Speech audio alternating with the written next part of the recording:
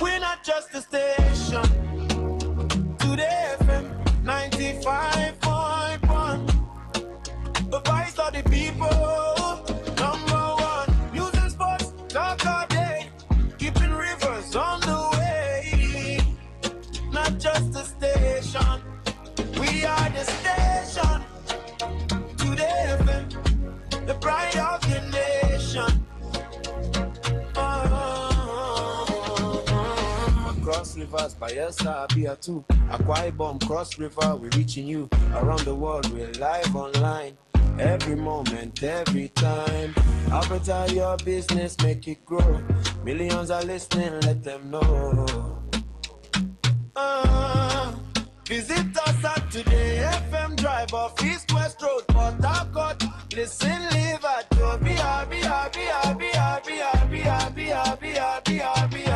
Call us on 24. Anyone left to your line to your white. Be come at me not to never mind.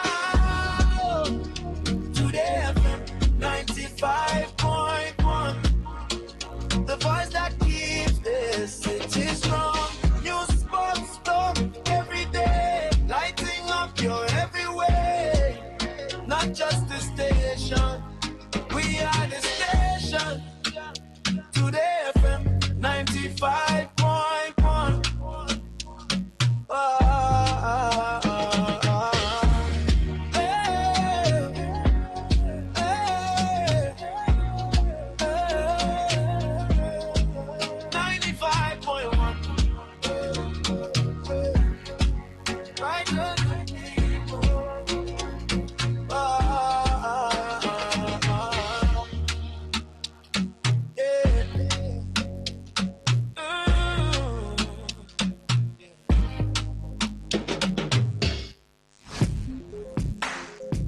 Looking to grow your business? Ready to elevate your brand and reach the right audience? This is your moment to take your brand to the next level with Today 95.1 FM. Your trusted voice, reaching thousands of listeners every single day. From startups to established brands, we create powerful advertising solutions that boost your visibility and drive real growth. Our affordable advertising packages are designed to give your business maximum visibility and real results. Don't just advertise where people are listening. Call us today on 0818-389-2850 or visit our station to book your slot now at Today FM Drive off East West Road, Obiako. Today FM 95.1. Your voice, your market, your success.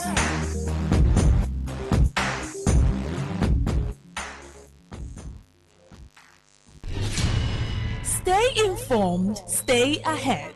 Tune in to Today 95.1 FM for the latest news and exciting sports updates. Your trusted source for everything you need to know. Today 95.1 FM, the voice of the people.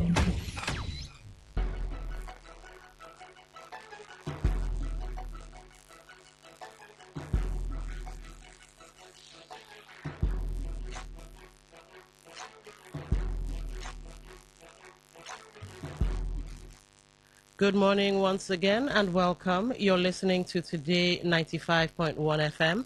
We now interrupt our regular programming to bring you a special live broadcast of the media chat with the Honorable Minister of the Federal Capital Territory, Nyesom Wike. The Minister is expected to address a range of national and state issues, including governance, politics, and other matters of public interest. We now join the event already in progress. Stay with us. Speed of this project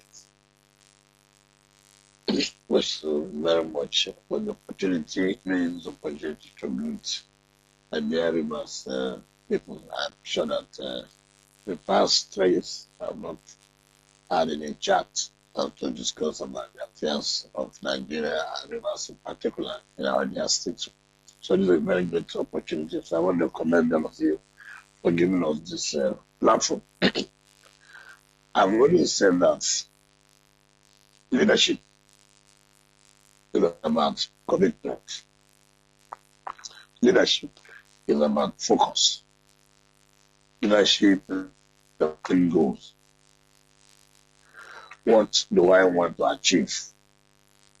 What do I want to be remembered for? I have this opportunity. Friends, I had in the radio station.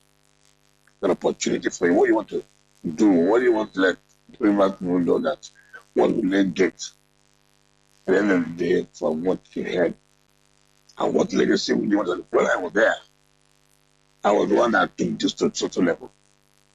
I was the one that opened the eyes of the remarkable by educating them at the thing they do not know. You have set goal for yourself. I'm not just setting that goal. You are committed to achieving it. My own part, if you have a leadership that is focused, if you have a leadership that is genuine, that wants you to achieve something, obviously you will. Now, luckily for us, I have a more. Who is of God is the President and Commander-in-Chief of the Armed Forces of the Republic of Nigeria, who believes that things are wrong, things are not well. We have to reset things, we have to change the narrative. Not just telling you, but making sure that you achieve the result. If you have a boss who has appointed to be position, you are channel supported, you can't achieve anything. No matter how brilliant they are, no matter how committed they are. So you need that robust support and giving the hand to operate. So that's the kind of leadership today we have, and that is very possible for us to achieve the little we say in the city. There's no resources. There is enough for you to carry out all the things you want to do in life. No resource, no amount of resources is enough. Therefore, you don't need to say, oh, I should have $1 billion before you do everything. The point is you have $200,000. What will you be able to do with $200,000?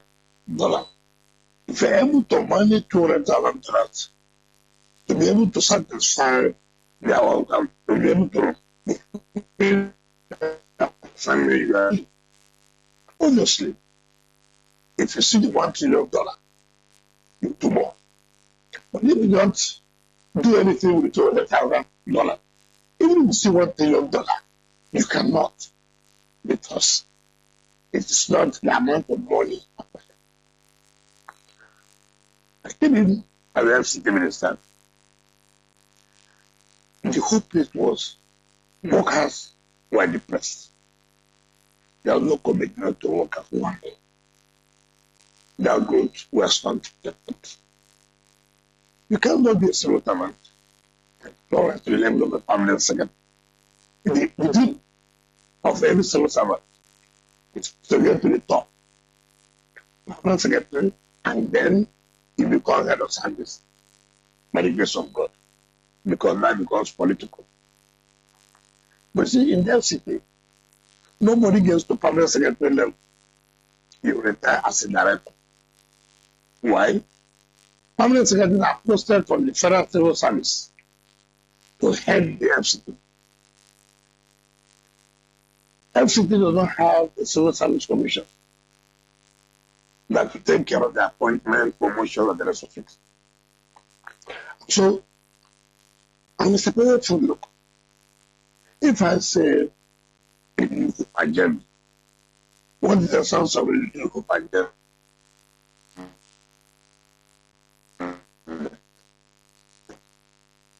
How do I make these workers now to feel happy, to bring back their career? But they can be committed, because you cannot do anything when you have the best worker. Well, committed to, you can't. So you need their support. And in doing that, there's a provided environment where now civil servants of the FCB now go to permanent secretary, now go to the head of service.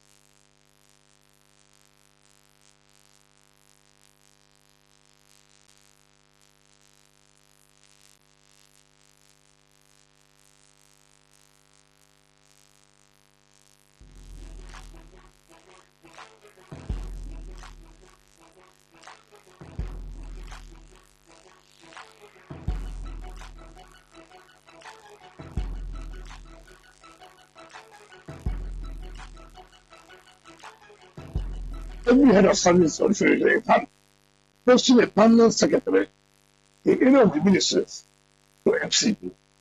Then you see that that permanent secretary is not even working with the minister because the minister does not have any rule as regards to that permanent secretary. But today, the appointment of permanent secretaries is being done by the minister to the president by making a recommendation to the president. Now look, these are directors for these zones. We have 6 secretariats, what we call transport secretariat, education secretariat, and youth secretariat, treasury, health, we have economic development secretariat, we have area council secretariat.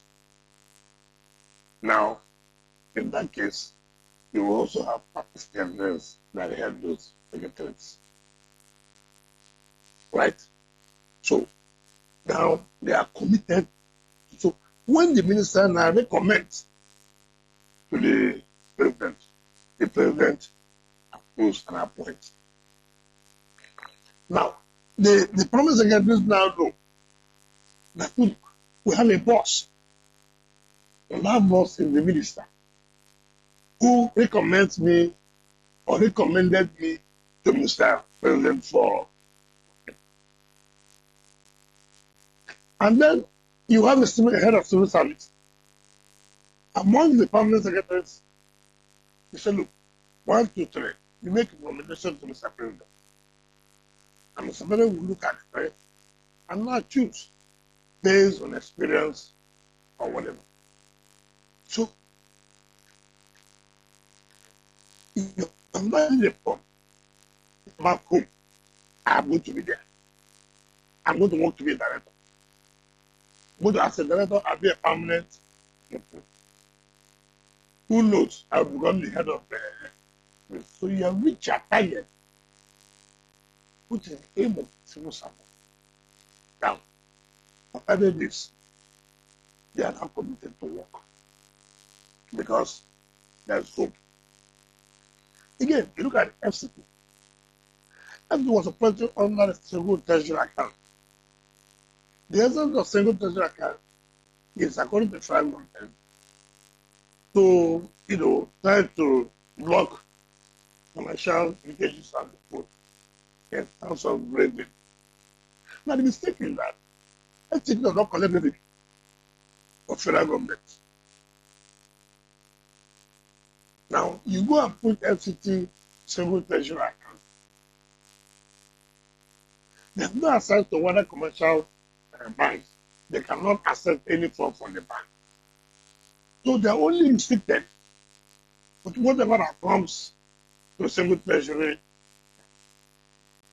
Now, the president looked at you. How will you if you cannot access funds through the bank? For you to be able to carry out projects and other things, it will be difficult. Now, so you have to pull out from this civil treasury account and be on their own. Now, if we have projects that will cost us about 200 billion, initially, we couldn't have, but you cannot get loan from a central bank. You cannot go to the commercial market because of no collateral. But now, you can go to commercial bank A. Say, look, give me 100 billion now. You want to do this infrastructure, 1, 2, 3.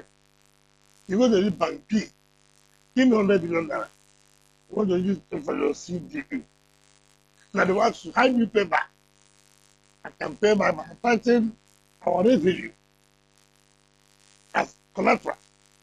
So, take every month. Take 2 billion, take 3 billion, and the case may be. You take 1%, take 2 just maybe. You have to, they have infrastructure. But this was not the same before now.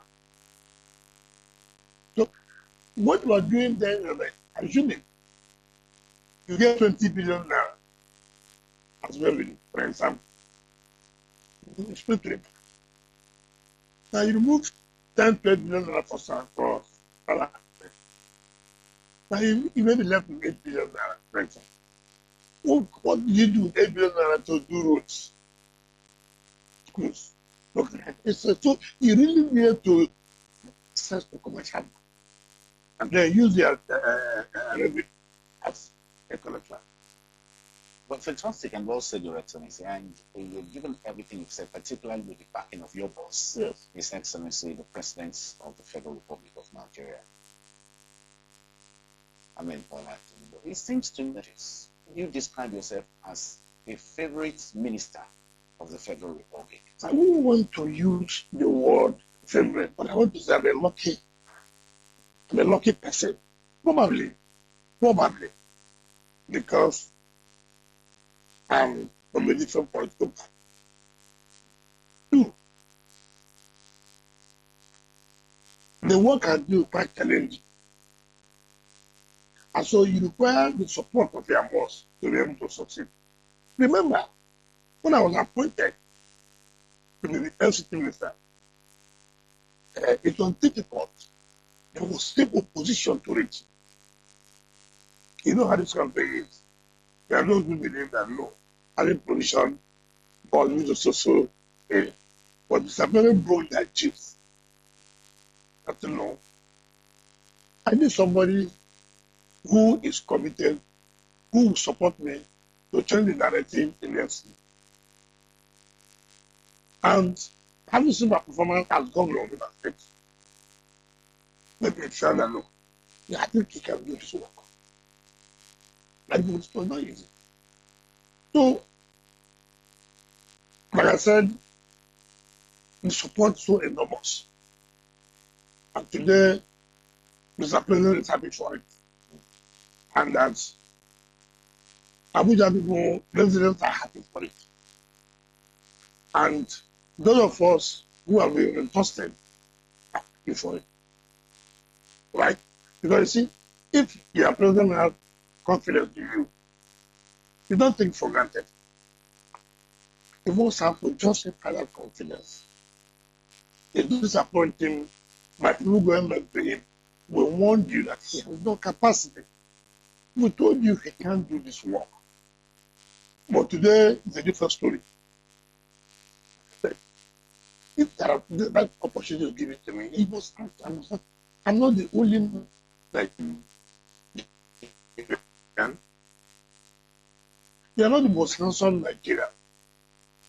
Why must this person have this confidence in you to trust this kind of assignment to you? Abuja was in terms of infrastructure, in terms of security, in terms of the environment, everything was down. Collapsed. And today is a different thing. Like I said, and I'm going to use this language and which permit me. I'm going to say, monkey the jump. It's because even there, if Mr. President was not giving us that backing and support, right? Now, let me just be clear that a rule that was awarded in 2014 that the Southbound road is about 15 kilometers, but takes about 9 bridges. That road is so important that if we're able to finish that road, you will see, first of all, it will change the landscape in Abuja. You will be happy that yes, you have a city.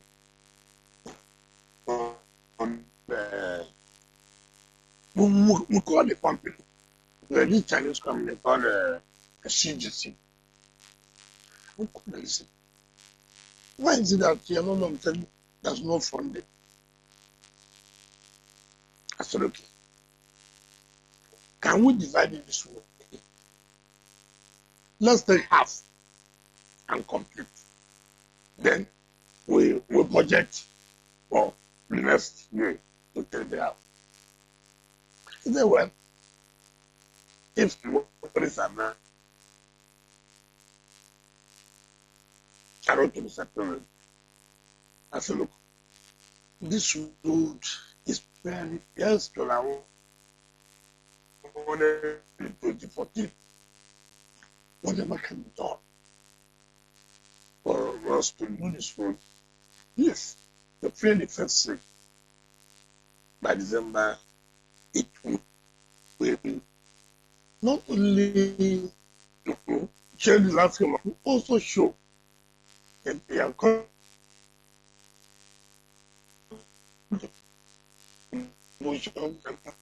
it will also enhance the economic chances of whatever you are doing. I said, look, it's not about that. If the road that I wanted in 2014 and it is very important, the economic impact, the social impact, there's the need to go ahead. But I said, we don't have it in our statutory budget because that's in the place two budgets. What we call national budget and statutory budget. National budget is the contribution for the federal government, while statutory budget is from our own IG. So the national budget is one that the federal government presents, while statutory budget is one FCT prepares and sells to president, and president sells it to the National Assembly for approval. So I said, but we have it in the national budget, but we don't have it in the statutory budget. It's how much? 50 billion. That was okay. I didn't think about today is Saturday. I was the president on yesterday was Friday. Yes. I was president on Wednesday, Thursday. Yes, Thursday. So yesterday, the chief of staff said to me that the president has approved the release of that fund. Now, tell me why we're not committed to this job. Tell me why we do that. Now, immediately I called the CG. The approval has been made. Are you sure you are going to deliver anything like them? We have done it before, we have never failed, and good person, which is correct. So you don't see with the kind of that kind of global support. There's no way you come back if you are interested in doing the work. You see, there are people. He may be appointed. I may be carried away that, oh, I'm a minister. The elder, that level of the minister, the elder. He may be appointed and say, look, I want to take this appointment to showcase my capacity to add this kind of assignment. There are people, you appoint them as commissioner, they are satisfied that they answer the name commissioner. Now those you appoint, they say, no, it's the business for me to lose myself to show that, look, I can do this work. You know, Your Excellency, just like you said, your capacity is not in doubt. And again, you've shown it. But again, you're back here. Let us come back home, Your Excellency. And because a lot of people are looking up to you. You are one of the most prominent political leaders from this part of the world, nationally and internationally. And I know some of my colleagues would also like to ask questions. Going back, as they just commissioned, just some copy of this. While you were reacting to Governor Sinlai's, His Excellency Sinlai Fuba's decision to come back to his political family, the Rainbow Coalition, and also endorse the governorship candidates who came to that. You said to journalists, and I quote you, you said there's nothing wrong if someone has made mistake and retrace his step and correct the path. Your Excellency, what actually are the mistakes that His Excellency Governor Sinlai Fuba has made? What mistakes were you referring to? Well, you see, like I've already said, that in politics. You have to be careful. There are those who want you to succeed and make it in. The opportunity that you are giving, not everybody has an opportunity. There are those who are not happy, who don't want you to be there. And you have to be very careful. Remember, before I handed him that to Mama we did of also category democracy. And I did say, you have been elected, you were sworn in. What do you want to achieve? See where I have stopped. My thinking is that we do need to compete with Lagos. We have laid the foundation. You should be able to continue from there. We'll give you all the necessary support. But listen, in this game, you have your schoolmates, you have your village relation, you have all kinds of manner of people. There are those who will mean well for you. There are those who do not mean well for you. Now, you just go to the office. Somebody that comes, yes, he has tried to support you. But must you must it be his dream? Why not try now to put yourself and let people know that it is you? Yeah, it came through him, but it is not you. It's all kinds of things. Some people will go through your wife. Some people will go through your in-laws. Some people will go through your father, all kinds of things. So it's not from the whole of you to sit down very well. This kind of advice, where will it lead me to?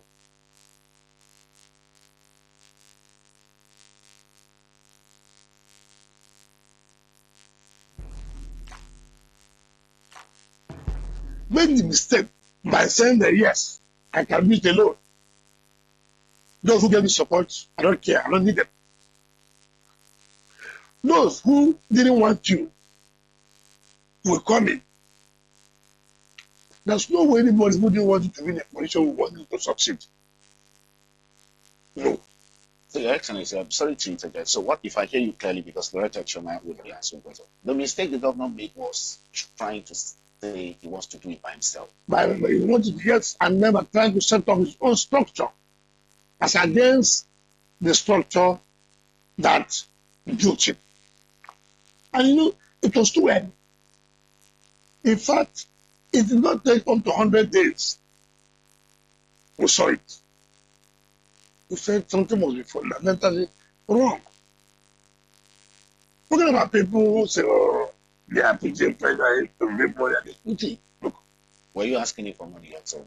So sometimes it's very bad. You know what the important thing is that the moment you disagree on issue, the only thing you can use to get the support of people, let them have to actually severally. And you see, I never lost focus. As a minister, you have said here, Nigerians are astonished of you taking 31 days of commissioning and flag up, which no governor in this country has ever done it. But we were focused. I would not. But you see, he lost focus here. If it was money, we wouldn't have prevailed. All of say, look, this is a political group. To do too wrong. and right. So what do I want? Ministry of Federal Capital. A government. I present my own budget. The budget of this year is about 1.8 trillion. I don't know what I want. What I wanted is look, stabilize the place. Move on from where I stopped. Laid a very fantastic foundation. So we'll be able to compete with Lagos. Look, as I go to city, when it was collecting one, as I speak to you today, we have hit up to 40 billion naira a month. 8 billion naira every month. But as we came on board, we have hit up to 40 billion naira. That is people who want to work, want to achieve results. So his mistake led to where today it is too far. The difference between where Lagos is too far. Okay, Your Excellency, Chairman, Lawrence Shetty, yeah. You publicly noted that there is no sin in politics with regard to Dr. Kuba's return to his political family.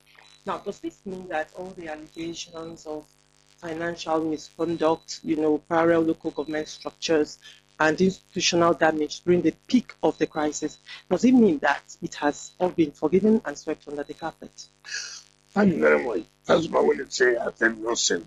Why I say no sin? Because sins are related to committing sins against what God said, and it's only God that forgives sin. But making mistake is a natural thing. And if you make a mistake and you realize that you made a mistake, you replace yourself, obviously there'll be peace, there'll be unity. Like you said here, in making peace, he must come out to the peace. If the government has to look everything, just to see, mind you, impeachment is a political tool. Impeachment is a political tool.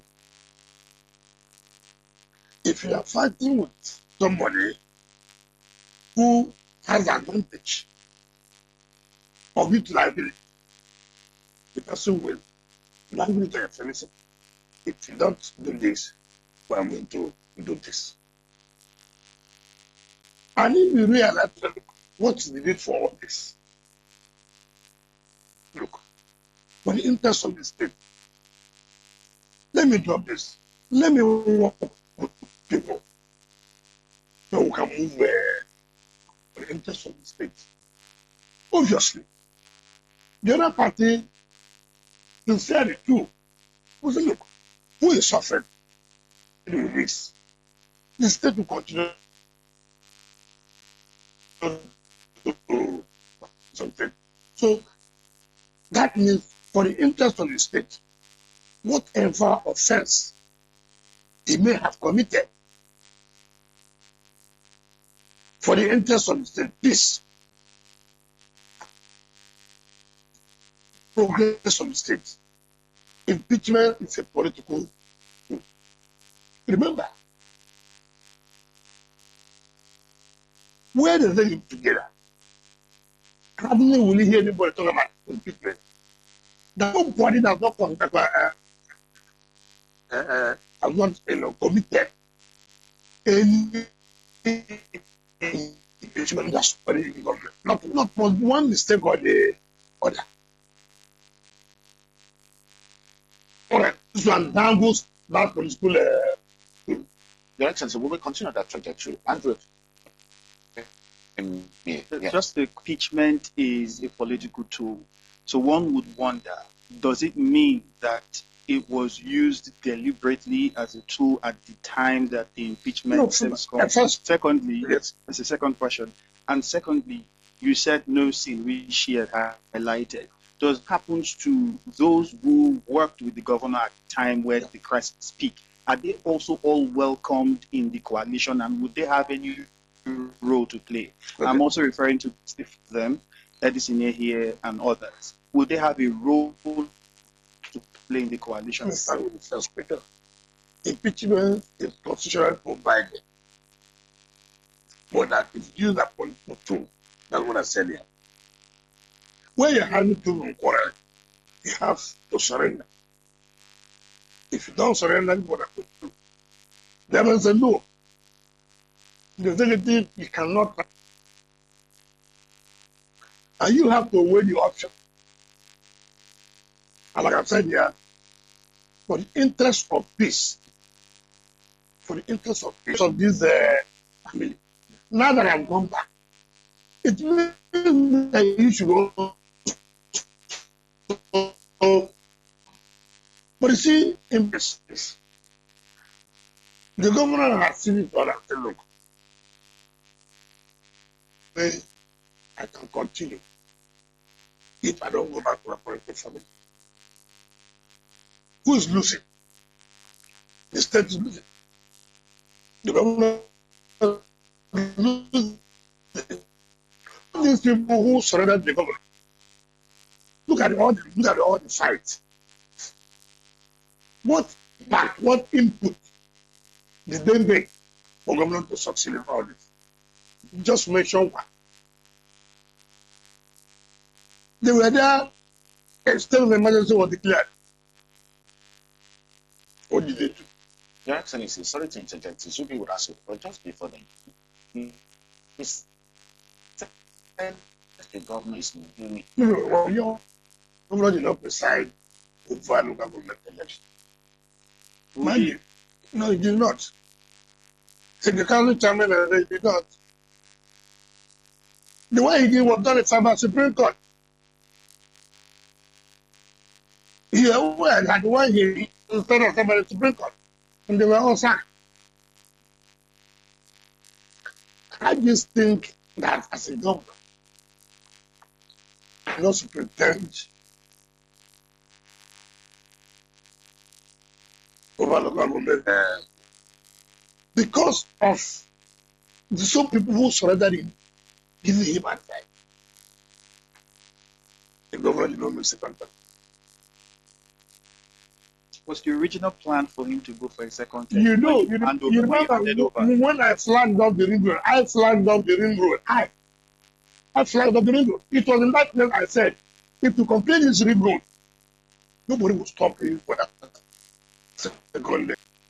So look at people who are listening the government.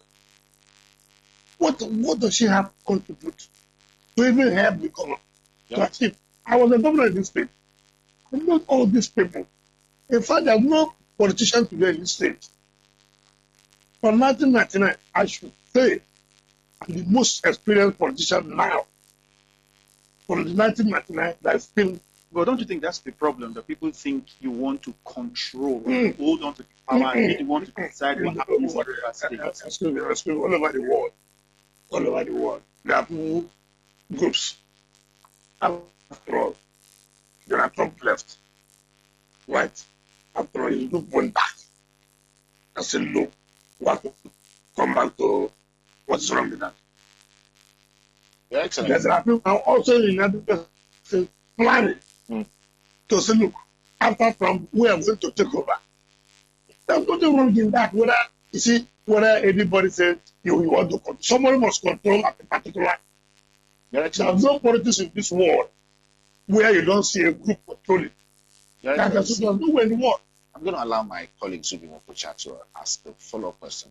But again, you see, you've said you said the people around the government, you see the government. So, in one sentence, would you say His Excellency Governor Simeon Fuba is the biggest loser in this? If you want me to be saying the truth, I think for him.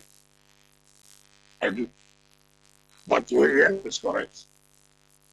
It's correct that he's the biggest loser. Yes, it's not. Because you look at it. You're in a Congo. You have no problem. God gave you something of the platter of you have no place, in fact, as a strategist, how would you stay 100 days in office It should be, as you said, do not consider that we are bringing pressure. It should bring about 100 days in office. That you cannot stomach that.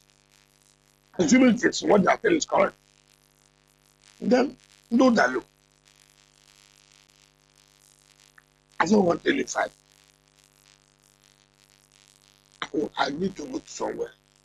I need to make a contribution to the state. If I find five now, at the end of the day, who is going to lose? Because I want the state to lose. I wanted the state to progress. But as politicians too, you don't want your own group to lose. Nobody deceive you. Even those who are, let me tell you, those Strategic point you raised there. Yeah. My colleague Subi Wakucha will take a question on that line and we'll come back here. Subi. Your Excellency, it's a pleasure once again. So you mentioned that within 100 days of Governor Sim being in power, you noticed that the body language had changed, that there was going to be a problem. So, some people believe that basically you may have been unbearable towards him. Would you confirm that maybe it was the fact that you were unbearable to him? That's just one, sir. Then the second one has to do with, as at February last year, 2025, the Supreme Court, of course, kicked out Okojumbo and then reaffirmed Martin Amewili as the Right Honorable Speaker. And in the course of our work, we noticed that civil servants who were on the other side called and said that they are being marginalized and being maltreated. They've not been given the same. In fact, most of them are having issues reuniting as it is. And the third one is, do you agree that this return is genuine? Because the budget is yet to be signed. We're not seeing that camaraderie as things used to be between the executive, governor, and the assembly. Where do you want to stand now? I want the first question. The first one has to do with you being unbearable. Yeah. Your Excellency. This statement, sometimes, I told you that when you have person like you, the only thing you have to let the world know that they are putting pressure on you. They're asking me for money. Now, now that you miss the money, what has happened? The structure, sir. See, the truth of and people, if it is that people work for you and they cannot be part of their government, and you say they should not complain, for Christ's sake, why do we deceive ourselves? Why do we deceive ourselves that people will work day and night in a competition? So the glory of God pass it. And then you say, oh, now that the problem has come, all of you who supported for us to win, get up. And you say, they will not say, what's going on? It's not too early to do this now. If anybody tells you that you should go to church, I'm here, pastor there. Even in the church, part of the crisis in leadership in the church is that some will say, we have worked with you, now the church is good. Now you say, no, we come about the church again. That is church. Where you say we are worshiping God. That is church where you say we are worshiping God. And you're not talking about politics. Politics. The struggle to be in power. And people have put in their best. And then all you come to is to blackmail people, or they are putting unbearable pressure. What pressure? Like I said here, the pressure is do not abandon the structure. For Christ's sake, what do I need? I just finished as governor of 8 years. I became what do I really need now in life? Other than you see me come back here, you see a lot of people working with you, keeping the structure going. politics, you must have a team who will say, look, my happiness that I have contributed since 1999, I've been in this.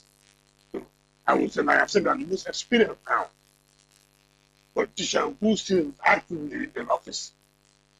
They'll check all of them. When I go, I aim. Please look, what will you do? The legacy that now you have played this role. Now this is your vision, how they should be. And you are trying to live now. What leadership have you set that will continue with this to see that the step gets to where you want? You see, any leader who does not have a vision, who does not have, look at what the president did in Lagos. You may say anything you want to say, but look at where it has led to the development of Lagos. Look, this is our mission. To take it to this point. We have seen you, we know you have the capacity. You come and take it from this point to this point. Every leader will be happy. Today, the president is happy. On the legacy he left in Lagos, look at what it has generated. Look at the maturity. Look at what's happening in Lagos. So, if we don't do that, by setting up a structure that will take Lagos from the point he left it to where it is today, then he cannot answer you. He cannot. If we cannot train succession, who will continue to provide good governance, continue to move the state forward, then you're not looking. So that's another mistake Governor Simeon About what we thought, by now, do you know that Governor Simeon would have been one of the most learning governors in this country? Look, I'm the exit. I'm the federal government. I need to give you support. You need this in the federal government. It is for me to use my office to see how we can get something working together to apply to the state. You wouldn't have had, there wouldn't have been any problem at all. If I didn't state now, we are doing to another level. Look at me. Is there any year at government? There's nobody who is called with somebody that I never brought to this state to commission one project or the other. Mention whether from APC, PDP, or non-party. That's what I have to say. Now look, see we are, look, from 2019 to 2023, how many 4 years? In 4 years, we didn't have any flyovers. Within 4 years, from 2019 to 2023, how many flyovers? These flyovers that people, 2 flyovers that people will do in 8 years. But how many people in 4 years? Like if they are continuing from that, then you know where to go. We would even the cast that is coming to states now. You had the you had the benefit and the amount of money that comes to some nationals is something else. Why? The policy of the president of putting that on the fuel and made money available. No, not go tomorrow morning to personalize. Right? Just before Zubi, there are 200 Zubi. Yes. Like I want to ask you, these civil servants in the crossfire.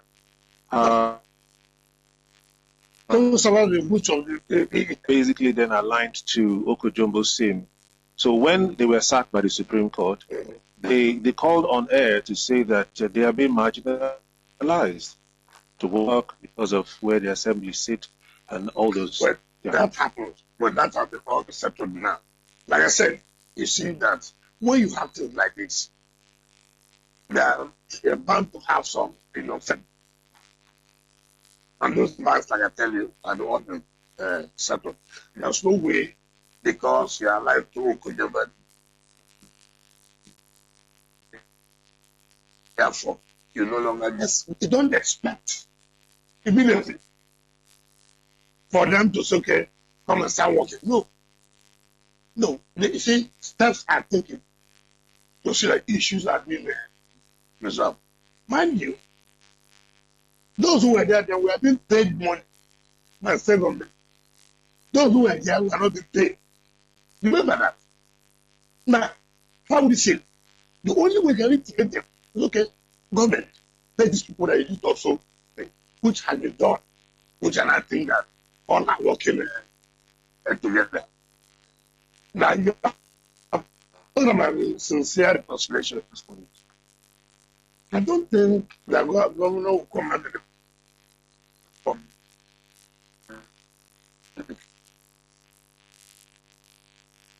the government different.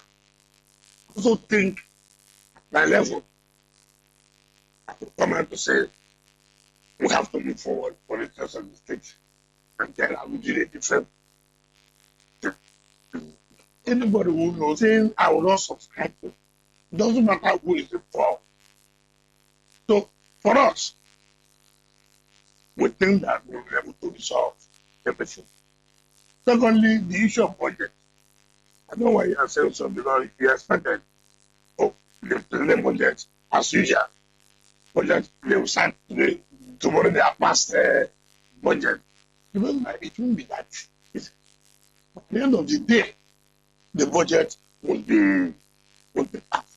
So that's why I tell people like see, they are big, oh yes, we have something, but must we just do it in the, so those things are expected. But at the end of the day, the budget will be passed and sent to the governor for his session. You see, I will tell you totally that the governor has 90% filled what they all like. What is the 10%? No, right? You don't need to have some plans. Yeah, the member of the family. I don't know what to do in their own station. So I do want to find out what to do in our own nation. No, the point I'm making is that it's, for example, it is not this funds commission. I mean, there's some assembly commission and the rest of them. Cars were not provided. So, as Panke provides them and then they run the funds that they were not those are the kind of it's not anything personal. It's not anything personal that people are to make. So, and other things, for me, they have said, if the governor did not want to work with us, the governor would have, okay, and the governor, I will join another party, which is also very dangerous. Very dangerous. Or I would say, and betray, which is also very. On the world, we're live online. Every moment, every time.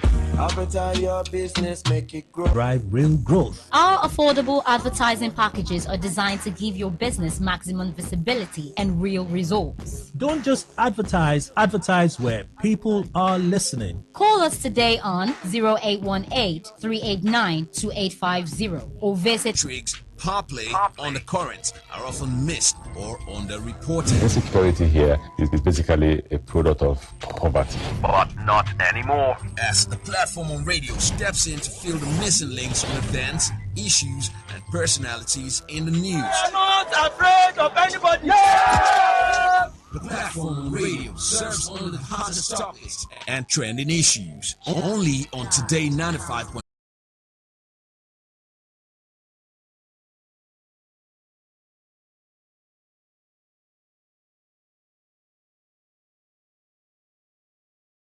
Mondays to Thursdays,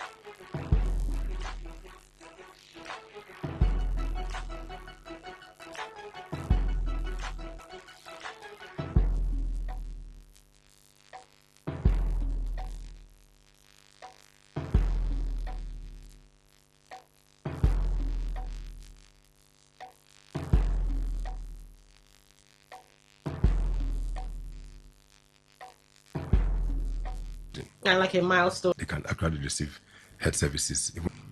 Okay, so I hear there's something you guys do regularly, which is Wole Soyinka's lecture series. Yes. Okay, and it's become part of the highlights, or one of the highlights of the Converge. Yes. Okay, so this year's theme, reclaiming the Nigerian state through accountability, justice, and civic courage. Speak to the challenges facing Nigeria today. That sounds a bit political. We are not our political organization. I guess. So the Sea Dogs are now political as well. Are political. So we're not political. Okay. Political. Yes. All right, so we're not affiliated to any political party. We speak truth to power, give clear direction, express our views, how we see them, how we perceive them. So yes, the topic might sound political, but the challenge we're throwing to the government, to citizens, is there must be accountability. Okay. There must be justice. And we're also saying we also need civic courage. Citizens to also stand up and hold their representative responsible for their action. So I'll give you a typical example. Right. We're in Rivers State today. Everybody in Rivers State blames the federal government. Just like people from Delta would blame federal government. But the people who were elected within our neighborhood, our brothers and sisters who are in government, we don't hold them accountable. So we need to stand up and start asking real questions, demanding for accountability, and hopefully things will progress. All we could do is provide a platform to stand as a catalyst for change in society. Okay. All right. So I heard rather something called the Martyrs Day. Yes. Before we get into further conversation, what exactly is Martyrs Day? Because one would expect it's a Christian thing, onward Christian soldier and all of that, and we have martyrs in Christendom. So I don't know, could you explain that? Okay, fine, thanks. So in 1997, that was the heart of the military regime, right. Abacha.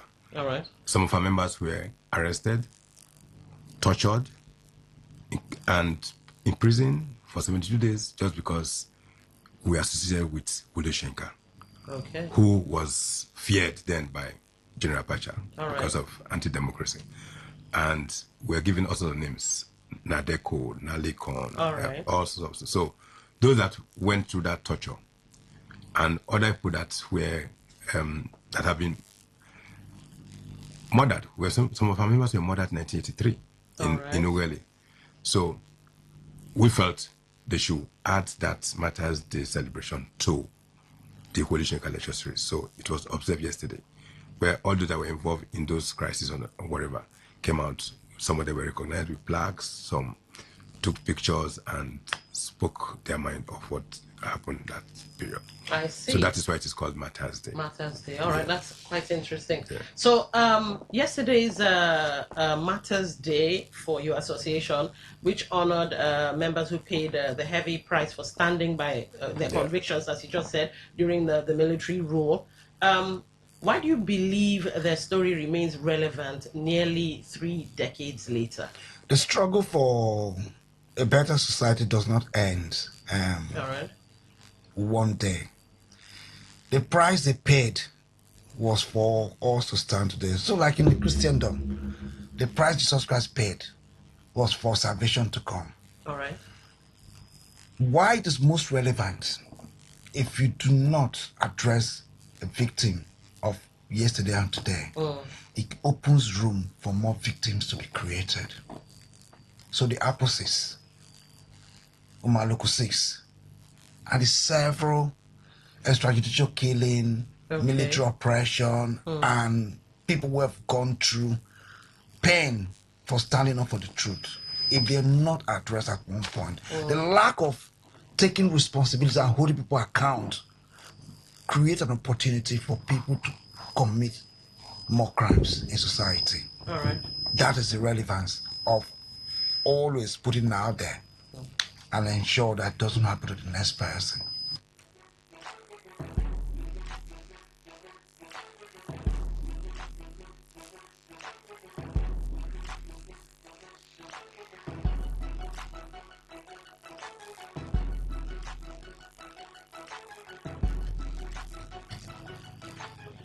All right, let's continue. We had to solve a technical issue.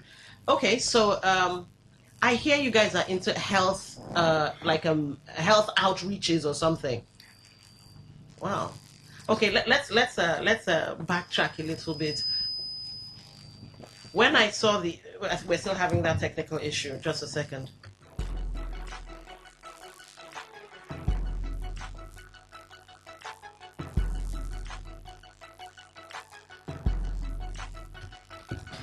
All right, let's see if that's been sorted. Looks like it has. All right, so let's backtrack a bit before we get into the humanitarian angle of National Association of Sea Dogs. It's widely believed that Wole Soyinka, the father of confraternity. Now, I understand that the confraternity was like how you have Fela and all of that, but it involved students. Fela was an activist, of course, but it involved students, like you said, speaking truth to power and all of that. But some think from Sea Dogs, we now got the Buccaneers, and from the Buccaneers, it just went downhill. And when they hear confraternity, it's now, oh, it's a secret cult and all of that. So could you shed more light, origin story, if you will? First of all, let me just clarify for the very beginning, there is no relationship between the Paris Confraternity and any other organization. All right. The Paris Confraternity was founded in 1952-53 section at the then University College Ibadan as a movement to challenge colonial issues at the time. Okay. Oppression. Growing up in those society, students were forgetting their background. It became a class society. Women were oppressed. And seven ebullient young men with gifts of the Paris Confraternity to the world is the human resources within us. We've got some of the best and the dangers in it. All right. So, and the dangers in it. All right. So, the art of Oyak have become, in the last 2 years, part of our feature. Professionals who are artists, fine artists who read art, lecturers, they came together and decided to harness their skill and try to put out a message, just like the doctors do, just like the lawyers among us and other professionals have been doing over the years. So would I be correct to say that whatever you do quarterly, it's human interest, human angle? Of course. It's not just for leisure. No. Oh, okay. So let me throw some light. So the art of Oyak, which started last year. Mm-hmm. We don't do it every quarter. Okay. It's done during the annual general meeting. Right. We started last year because one of ours, that is a renowned artist, Oluwajayi, he passed on. Oh, wow. So we dedicated the first one to him, and we said, let's continue. Yeah. I see. Oh, and that's interesting. Now, I also see here, it looks like you guys... This area, that bad road, you need to go and tie it. You probably know... Well, let me just call you Sea Dogs, because that's what I know. Can you point to something in society, whatever timeline you choose, that the Sea Dog has able to leave health? Of course, I'm looking at government. You've been able to arm twist government to do something worthy for the people. I'll start, and my boss would ask would end it. You cannot, first of all, you cannot twist government. But we have contributed to the national discourse. We have written amendments to our constitution. Okay. We have written policy of our society. All right. So, I hope this doesn't come off as insulting. No. But how is it that we never seem to hear? Because this is all news to me. Now, yes, anybody and everybody. We'll be right back. politics, lifestyle, you name it. The frequency of choice. Today 95.1 FM. Today 95.1 FM. We serve you the latest update on everything. Today 95.1 FM. We are the voice of the people. The voice of the people.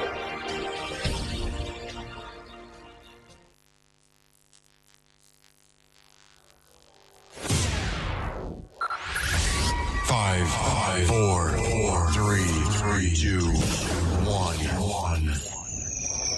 Let's take you into a realm, another dimension, a reality of higher intelligence, discovery, and quantum possibility. Tune in every Monday, 1 p.m. to 2 p.m. on this station and be part of this journey as we address issues that relate to you and your tech life. It is Today's Tech Show on your premium talk, news, and sports station. Today, 95.1 FM. It all begins with breaking news. Now make no mistake, this is a difficult mission, and it will remain difficult for some time.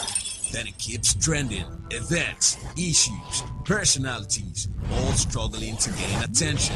But in the race with deadlines, the intrigues, power play on the current are often missed or underreported. Insecurity here is basically a product of poverty. But not anymore. As the platform on radio steps in to fill the missing links on events, issues, and personalities in the news. I'm not afraid of anybody.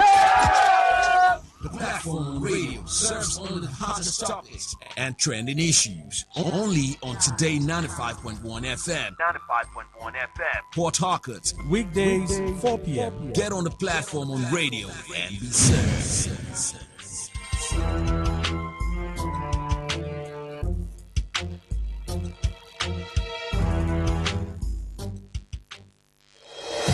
Catch the latest news, real talk, real stories, all on Today 95.1 FM, where you belong.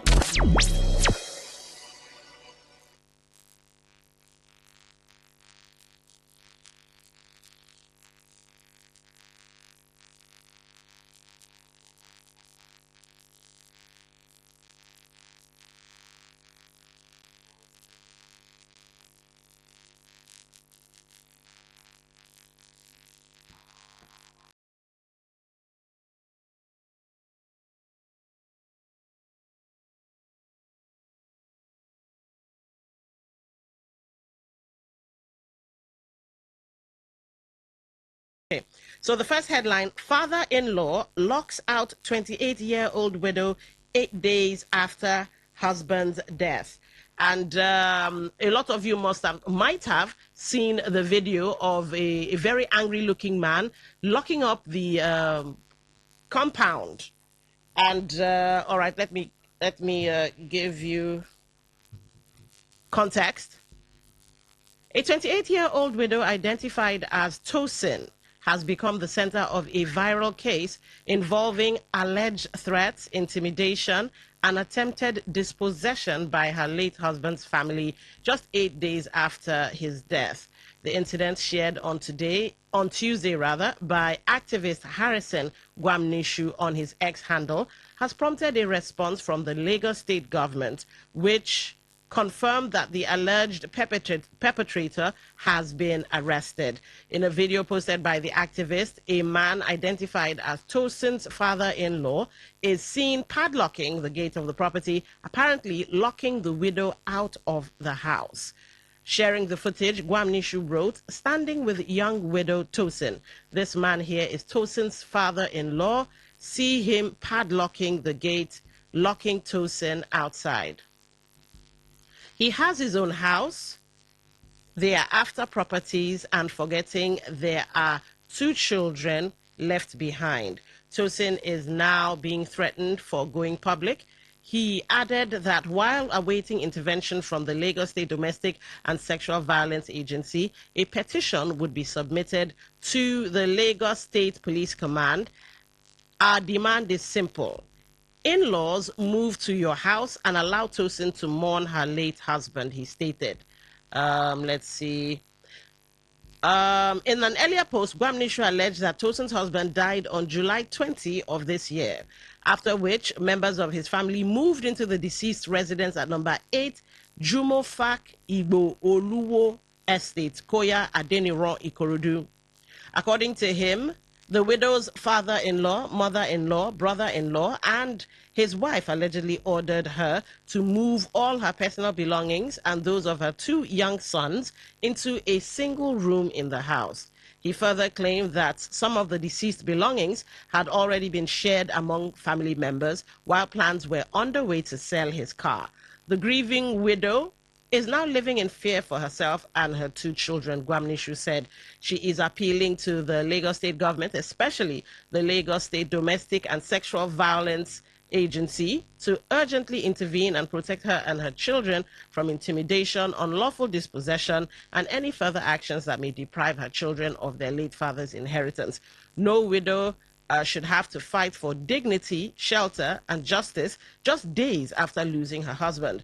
Responding in a statement on Tuesday, the Lagos State Domestic and Sexual Violence Agency said it became aware of the viral report and immediately contacted the widow.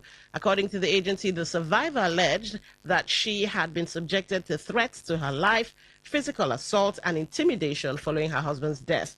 The agency successfully established contact with the survivor, I'm quoting them, of course, who alleged that she had been subjected to threats to her life, physical assault, and intimidation following the recent death of her husband. She further informed the agency that the matter had already been reported to the Owutu Police Division. As part of its intervention, the agency commenced engagement with the investigating police officers handling the case.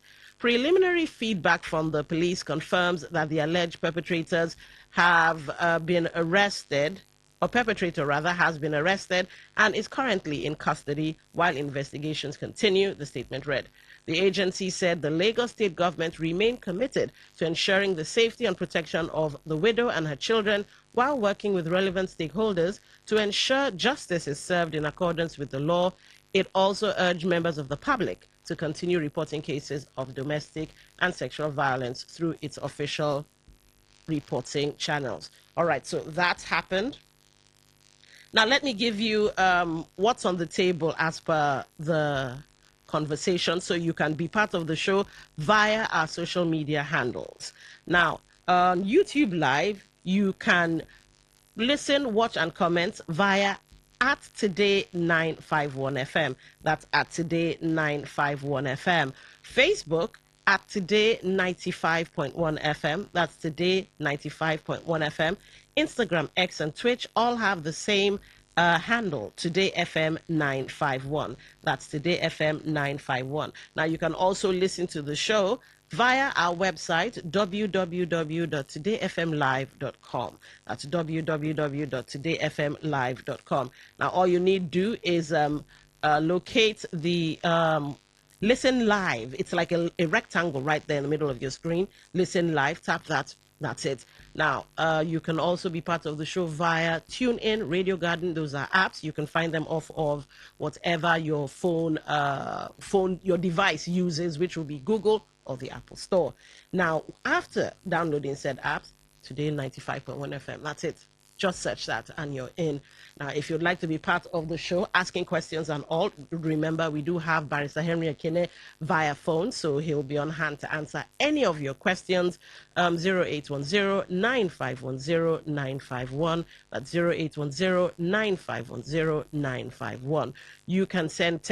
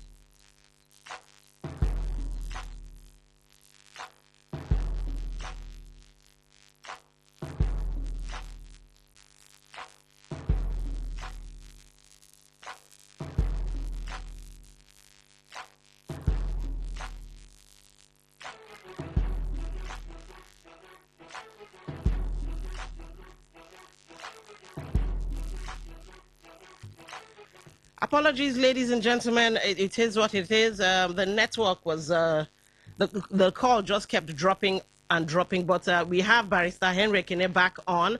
Barrister Henry, so I guess you are abreast with the story concerning the lady called Tosin who lost her husband, and 8 days later, her in-laws decided to throw her out, and they started selling off her husband's properties and all of that. Yes, I've read that story. Okay, so I think the first question would be: at what point does a family squabble move away from being an in-house matter and becomes a criminal matter? At any point that any of the parties in that disagreement or misunderstanding conducts himself one way or another that threatens the peace and constitutes an element of crime, then it becomes criminal. And that's palpable in a situation where there are reported life, there are reported assaults, and then even where there has been the full damage of property or even forceful eviction, then those elements, criminal elements, and then it will necessitate a criminal action. I've always told people there is no circumstance in any way for whatever right you want to claim that will justify forceful eviction. What you probably would see as people locking another person out of a place that the person is known habitually occupying or possessing, in this case residing, just the way to be in tenancy, the same way to be in even domestic social relations as this, where of course it is not in dispute that said Tosin and her family are living in that apartment. For whatever reason, even if the family in-laws want to assert any right or under any custom whatsoever, and then you think that it's not by forceful eviction, by locking up a place, it becomes a criminal element. And also threats to life or violent conduct and such other behaviors that could threaten the peace. You could imagine that the background of it could be a civil relation or some other, what you probably would have considered in-house. But there's nothing in-house that would justify criminal behavior. Then you see that a criminal element would have been rife, and then security agencies can be invited, and then for investigation and possible arrest and prosecution of the erring party in giving another family dispute. All right. So what rights, what legal rights nationwide does a widow have? I know that River State has an inheritance law of sorts established by under the administration of Barrister Nyesom Wike at the time. But nationwide, do widows have any form of rights when it comes to situations such as these?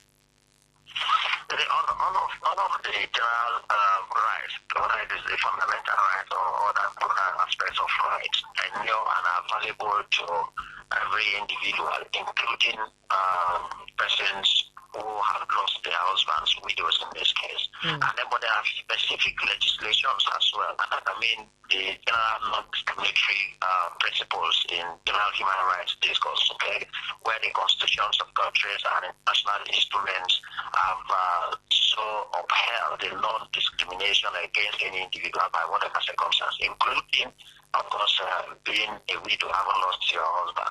At the international realm, you have the National Covenant, the Covenant on the Elimination of All Forms of Discrimination Against Women, CEDAW. CEDAW is the principal international human rights instrument with respect to discrimination against women. Okay? Because such treatment has to, when a man dies, that the in-laws want to take the wife away and all is discriminatory, because if the woman had been the one that had passed, right, the woman's relatives wouldn't come to chase we here because like, so for me that kind of conduct, even if it's customary, it's discriminatory. So the Convention on the Elimination of All Forms of Discrimination Against Women, CEDAW, is a principal international instrument. And the same way you can find those kind of prohibition of discriminatory tendencies in national constitutions. And then down to domestic laws, you have many states have enacted laws to prohibit certain customary arbitrary practices that are directly against women and widows. Network has started again. All right, we can hear you now. So about the legal frameworks, there are enactments that seek to protect violence against women, right? And then also customary practices that are contravention with the provisions of law. And of course, even when if they were customary practices, when you put them on the text of repugnancy to natural justice or equity and good conscience and not being consistent with provisions of the law, then you see that will fall apart.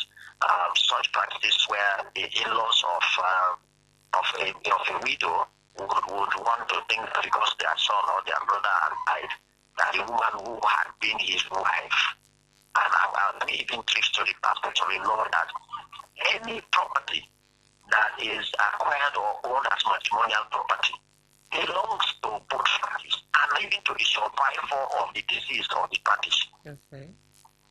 So sometimes I wonder such arbitrary practices, or even if they are customary, I mean in explanation is that because as you would argue, even if both parties are alive in terms of settlements of property, if it's statutory marriage court, and then lawyers raise this issue about is matrimonial property acquired during the course of marriage, right? And then there should be joint ownership, should be shared, and all of those things. It also goes to the point where if one of them dies, and ordinarily, naturally, really, when the couple get married, right? They've been in most of our religious beliefs, they say they have become one. So the property they have got, if one dies and the other survives the one that has died, they should enjoy that the property, and especially even where there are children and then other beneficiaries in that regard. So that's very fundamental, and I think it should be Hello? Oh, wow. Network. Hello? Oh, all right. I think we have him back. Yes. All right. Okay. So to my next question, from what you've said, if a husband dies, legal authority to take possession of his property immediately passes to the wife or the children in said marriage, right? Yes, it continues naturally. All right. Look at what then can happen to perfect that. That's one point. Let's our listeners understand. Okay. Immediately at the instance, it continues naturally. Okay. But for legal purposes, in terms of certain property, they actually let me give their experiences or examples. Yeah. Let's say an account, a bank account of a deceased man. You know that the other laws that regulate banking. You cannot just say because you're the wife of a deceased man that you don't begin to operate that account. Okay. But naturally, in the first instance, right, it's the survivors, right? Okay. But then they will now take certain legal steps to make that principle go with that's complete. To say, okay, look, you go to the probate and get letters of administration, for instance, to be able to access that account. It is upon that order of court that the bank can allow you to have access to that money, maybe transfer it to you. The same way, right, if a property is in the name of the man, just for the purpose of being able to deal on that property, and maybe you want to say dispose of it and the person wants to buy, but the name on this document is, the name is another person, and then you are Mrs., you are this, maybe your name is not there, or the children even. The purpose of that instrument, the letters of administration, is to give a legal substitution, more or less. Okay. But otherwise, where the man and the husband live together, right, and the man dies, it is not the place of the relatives. Even the application for this letters of administration, it is not relatives. Is intestate, as they say. You can go to the probate registry and, carry out some legal steps. When we were we're discussing wills and council and related matters, you can imagine that we talked about the advantages of making a will. Yes. If the deceased husband or Tosin had actually made a will, we would have been talking about how he had directed who gets what of his estate. Okay? And then on the case too, whether there is one we really haven't got yet, because sometimes there may actually be a will, but it's not been ready, then these family members are showing this high-handedness against the widow. Now, but like you asked, the ignorance is not just in this context. There is a huge gap, and I think it's a disturbing one to the extent that most Nigerians think that things of law, right, and legal rights and legal matters don't really matter. But I don't blame them. When you have existential challenges in a society, the reality becomes even things that are very important, right? But they don't seem to be those primary issues. It's only ignorant about what the law says about appointment of commissioners and what could really happen. But the same way, that person will, if you go to human rights, when we ban social media human rights, but that person does not even know his or her rights. So the issue of ignorance is that bad in our society, and people don't even want to learn or to even know that they don't know. The thing that we claim, I don't think to know everything, but I think that they just continue to run the company as a matter of fact. But if it is where you do not have it's like just the property of that individual, or maybe the way it's presented, before you be able to have the legal capacity, legal authority to deal with that property, whether you want to sell it, or want to manage it, or want to use it, you want to access it, then you need letters of administration. And the procedure to go is that when you go to the registry, they will give you the requirements for application. There's an application, there are some normal things like passports, filling a form, you obtain a form, you pay a little fee for the form. Then they will assess and value that asset, if it's money in bank or other property. Now, the property registry has a scale, then when they value for you to pay the estate fee. So when you pay that fee, they continue the process, and then until the court will issue you a letter of administration, which is the instrument that you need to stand in for that person that has passed. And that's why the other time we had a discussion on the will, you see that it's different. It's a rigorous way that would have been made simpler if the deceased person made a will.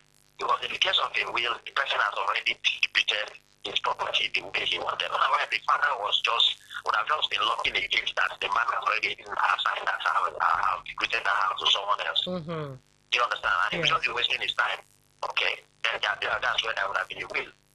So it's always important to make a will. Indeed. To avoid this kind of trouble. Now, you talked about... You have saved his wife and children from this trouble. This headache. Indeed.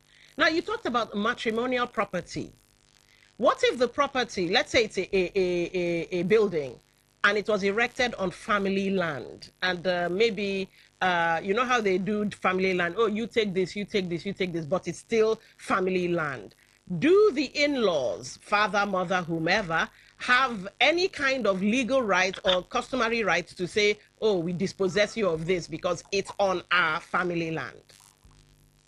No, there must be a complete scenario for me to give a legal position with that. In that scenario. But when it's a family land and then somebody is building on that, may have been an outright allocation. Apportionment in the sense of an allocation to the person. And the family land and an apportion allocated to it, it becomes that person's property. Nobody will be talking about the family land. Family land could default to become individual land, just as a community land can become family land. So let's say now family A has a large expanse of land somewhere, which is what happens usually family land tenure, family land holding system. And then at some point, from time to time, they call out the adult males in that family, and then partition the family land and allocate to people. That particular portion, that parcel that has been allocated to you upon the partition of the family land has become your property. So if you build on it, it's no longer family land. Then again, the other side, which I also know that it happens, and I've always warned people, I also told some of my in-laws at some point, that argument that this is the grandfather's house, right? Grandfather's building, or grandfather's land, And so maybe because you are the one who has got money in the family and you want to assist, you can't predict human beings. Ordinarily, your intention would be that you have the fund, you have the resources, you want to assist for people to have accommodation and all of that. Then you're building on father's land that has not been clearly partitioned and allocated to you, right? I'm afraid when those your brothers or siblings or family members that you thought you were helping were turned your way, I'll be saying that even if you've been built up a house, now a family house, or even if you just looked at the land or you demolished Papa's old house and then you built a modern building on it, even if the other family member didn't come to live with you and you were living in it with your family, those issues may arise tomorrow. And then the question you ask is that land where the property is standing yours.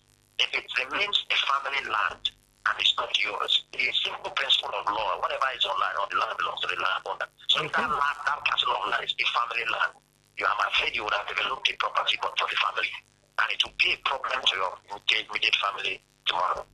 All right. Okay, so let's look at, I think we've been talking about marriage under the Act, but let's look at customary marriage now, which isn't marriage under the Act. Would the widow still have any kind of rights or protections under the law? Yes, especially, like I mentioned, those instruments, beginning with the international instruments, CEDAW, and then the provision of the Constitution on discrimination, including the now state laws that are enacted by respective states, have got nothing to do with whether a customary requirement as to the mode of marriage. So it's customary marriage, then it can, no. It is complete prohibition of discrimination against women, complete prohibition of violent conducts or behaviors, including affecting customary practices that are arbitrary and are not consistent with the Constitution. Okay, the network seems to have started again. Protect women from again those very harsh customary traditional practices that are applicable anywhere. That's one. Then again, one very fundamental.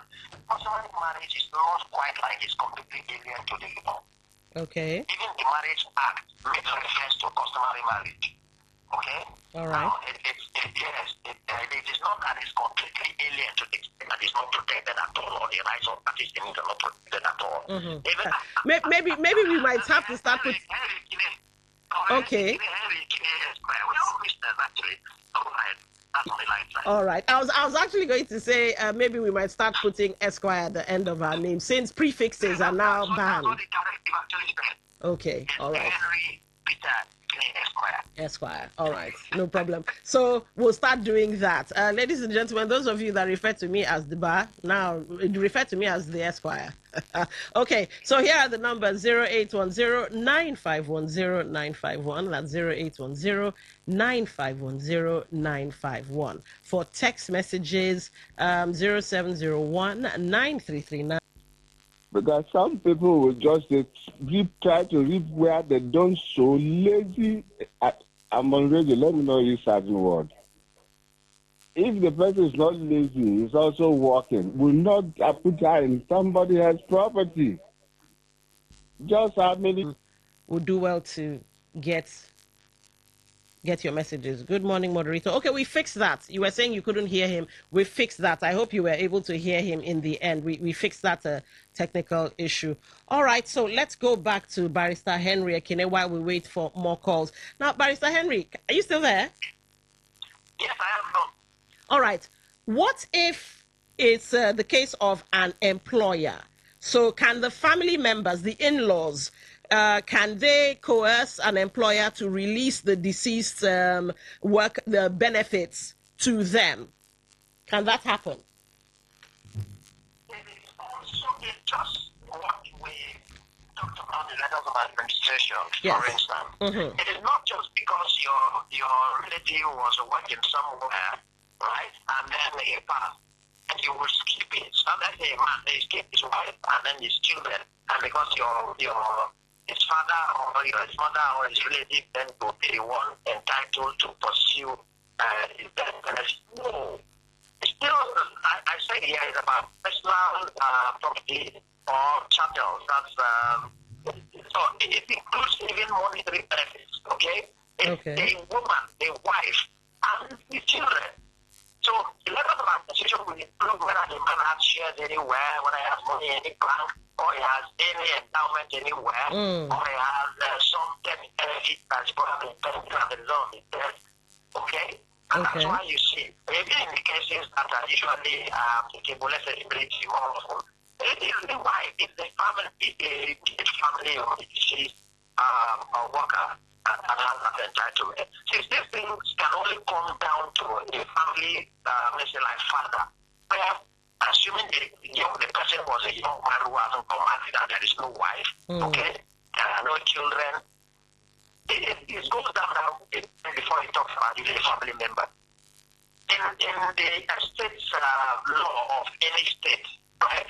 Even where it comes to where the administrator general of the state, right, as the executor in a way, right, for the aspect of any deceased person, the law has provided step by step categories, I would say the first line title, the second line of person are entitled, just like that down the line. So the only circumstance where maybe a family member will even step in is where maybe number one, the first line is not there. So let's say if the man, the first line is wife. Somebody asked a question that they have children. Even if they never had a child, the woman is the first in line. His wife is the first in line for inherited estate. Or you can like call it inheritance, or it devolves onto the wife. But the only survivor in that marriage of all the property of the man, especially even the matrimonial property. So it's not until they have children. If they have children, the children even keep behind the mother. I told you that tax mothers even going to the police. When the application was made, and they, well, I had one for your mother alive, because it is asked by the probate officer that the wife of the deceased is alive. She is expected to be one of the applicants for letters of administration. But that's even number one, and then the children follow. Okay. All right, final question before we have to wrap things up. I want to end it on a legal note and yet on a humanitarian note. How can one approach this dicey issue then? I mean, the basic thing we need to understand is that making a will is not any threat to life. It does not in any way cause death. Okay? Making a will is a simple pronouncement. If the man wasn't writing, it's not that the legal requirement for a valid will that must be writing. So if the man wasn't writing and he woke up someday and told his wife, look, I'm gifting you this, my car, and the other one, I'll give it to Jennifer, and this one be to Paul. Would the wife feel pregnant that the man is dying or that to kill the man? Okay, interesting. They are the ones that even ask to say, you say this is your property that you got in this place and all that. Let tomorrow your family members not come and give me trouble and all of that. Why not manage it? So sometimes unknowingly, right? Wives or maybe close relatives do these things. So my advice to them is look, make it more effective, effectual, more enforceable. And that is where you make it as a will. So that thing that the other would have wished that their husband did while alive, right? Yeah. He can do it, so it does not threaten. It's not going to now cause him to run under a trailer if he was going to drive and it's not going to cause him to now fall ill and die. And another thing I need to establish is some of these things in our society have become this way because of our almost religious, high-level religious disposition. Okay. Where we have become even more religious than the people that brought the religion to us. Okay.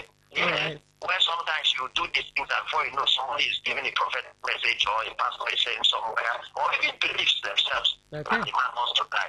So please, that's ignorance. That's ignorance about the importance of a will. Okay. And if you really understand it, and you hear stories like this of and on, and sometimes even around your neighborhood, and you know that you have heard people who have had this kind of challenge, and somebody is telling you that these problems would have been avoided if there was a will. Then it is up for you to decide whether what is not for the man. Please, let's say this. The will is not a man's blind thing is not limited to only a man. All right. Even in the marriage, a woman can, if you are a single woman, they can make a will. A single guy can make a will. If you're getting married, even as a woman, if you have your own property, and everything I say this, a married woman can own property. All right. Okay, thank you so much. You can dispose it through a will. So a will can be done by, especially when we consider those requirements, being of age, 18 years and above, okay, and then doing it with the full capacity and all of that. Otherwise, a man can bring a woman can bring it. So let's encourage ourselves to do this. All right. Thank you. Thank you for coming on the show, Henry Ekene Esquire. It's been enlightening. Yes, so more appropriately by the Honorable of Nigeria. All right. No problem. All right, ladies and gentlemen, this is where we have to bring the show to a close. Well, the law today anyway. Hopefully your eyes have been opened and what you used to look at through a spiritual lens or a negative lens or a traditional lens, hopefully we've removed that, what they call that thing now. We've removed the scales from your eyes. All right, up next, we await Mrs. Harriet Ojeba. And she's here to, last week they talked about men. She's here to talk about the women. So yes, hang around because it's time for Family Circle.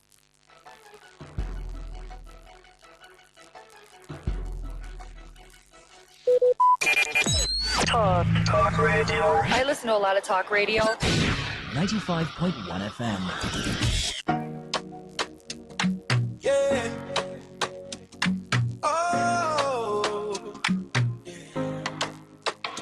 Today FM 95.1 Port Harcourt. Voice of the people. Voice of the people. Yeah. Rise and shine, it's a brand new day. Today's the station leading the way. Breaking news, sports and talk, keeping every heartbeat on the clock. From Port Harcourt to the world we go, sharing every story you should know. Your voice, your people, your destination. We're not just a station. Today FM 95.1. The voice of the people. Number one. News and sports, talk all day. Keeping rivers on the way. Not just a station. We are the station. Today FM, the pride of the nation. Cross rivers by Pt2. Akwa Ibom, cross river, we're reaching you. Around the world, we're live online. Every moment, every time. How better your business, make it grow. Millions are listening, let them know. Visit us at Today FM Drive off East West Road, Port Harcourt. Listen, live at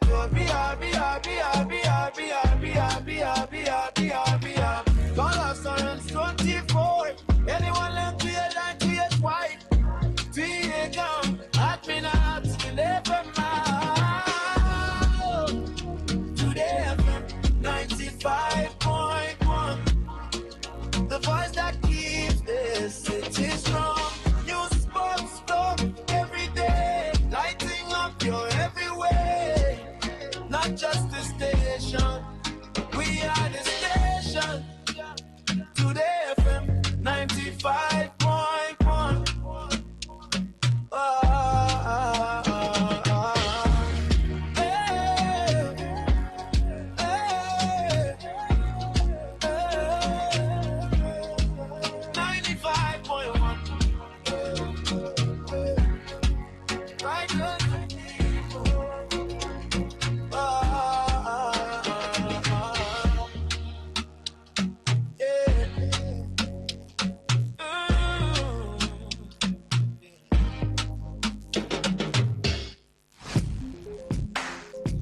Looking to grow your business? Ready to elevate your brand and reach the right audience? This is your moment to take your brand to the next level with Today 95.1 FM. Your trusted voice, reaching thousands of listeners every single day. From startups to established brands, we create powerful advertising solutions that boost your visibility and drive real growth. Our affordable advertising packages are designed to give your business maximum visibility and real results. Don't just advertise always, advertise where people are listening. Call us today on 0818-389-2850 or visit our station to book your slot now at Today FM Drive off East West Road, Obiapo. Today FM 95.1. Your voice, your market, your success.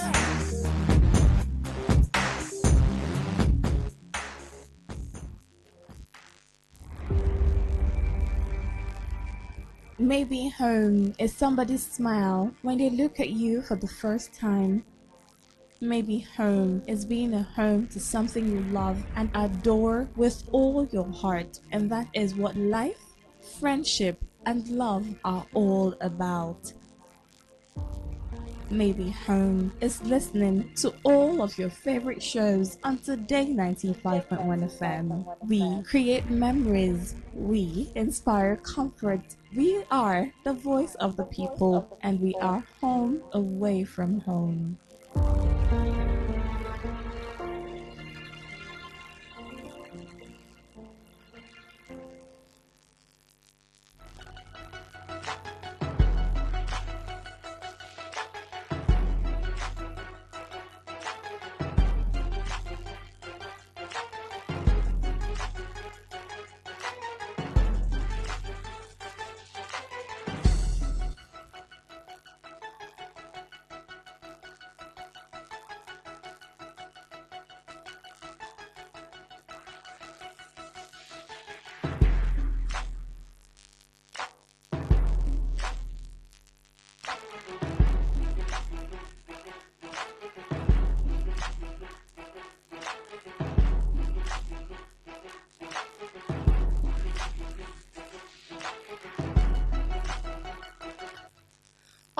Awesome Riverians, awesome Port Harcourt people, Nigerians, and those of you listening to us from everywhere, anywhere, the world over.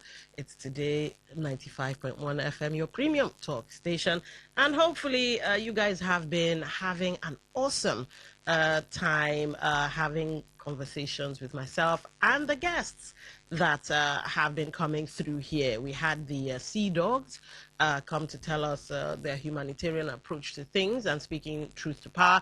Also had Henry Akine Esquire open your eyes and your ears to what you should ordinarily know if we had a country that worked.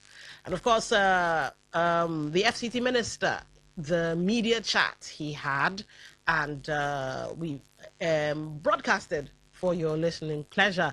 I can't wait for the coming days to see the resulting conversations that will come out of that. Unfortunately, we can't have a political conversation at the moment, even though I would love to do that. But no, because about this time, we have conversations centered around the family. Name of the show is Family Circle.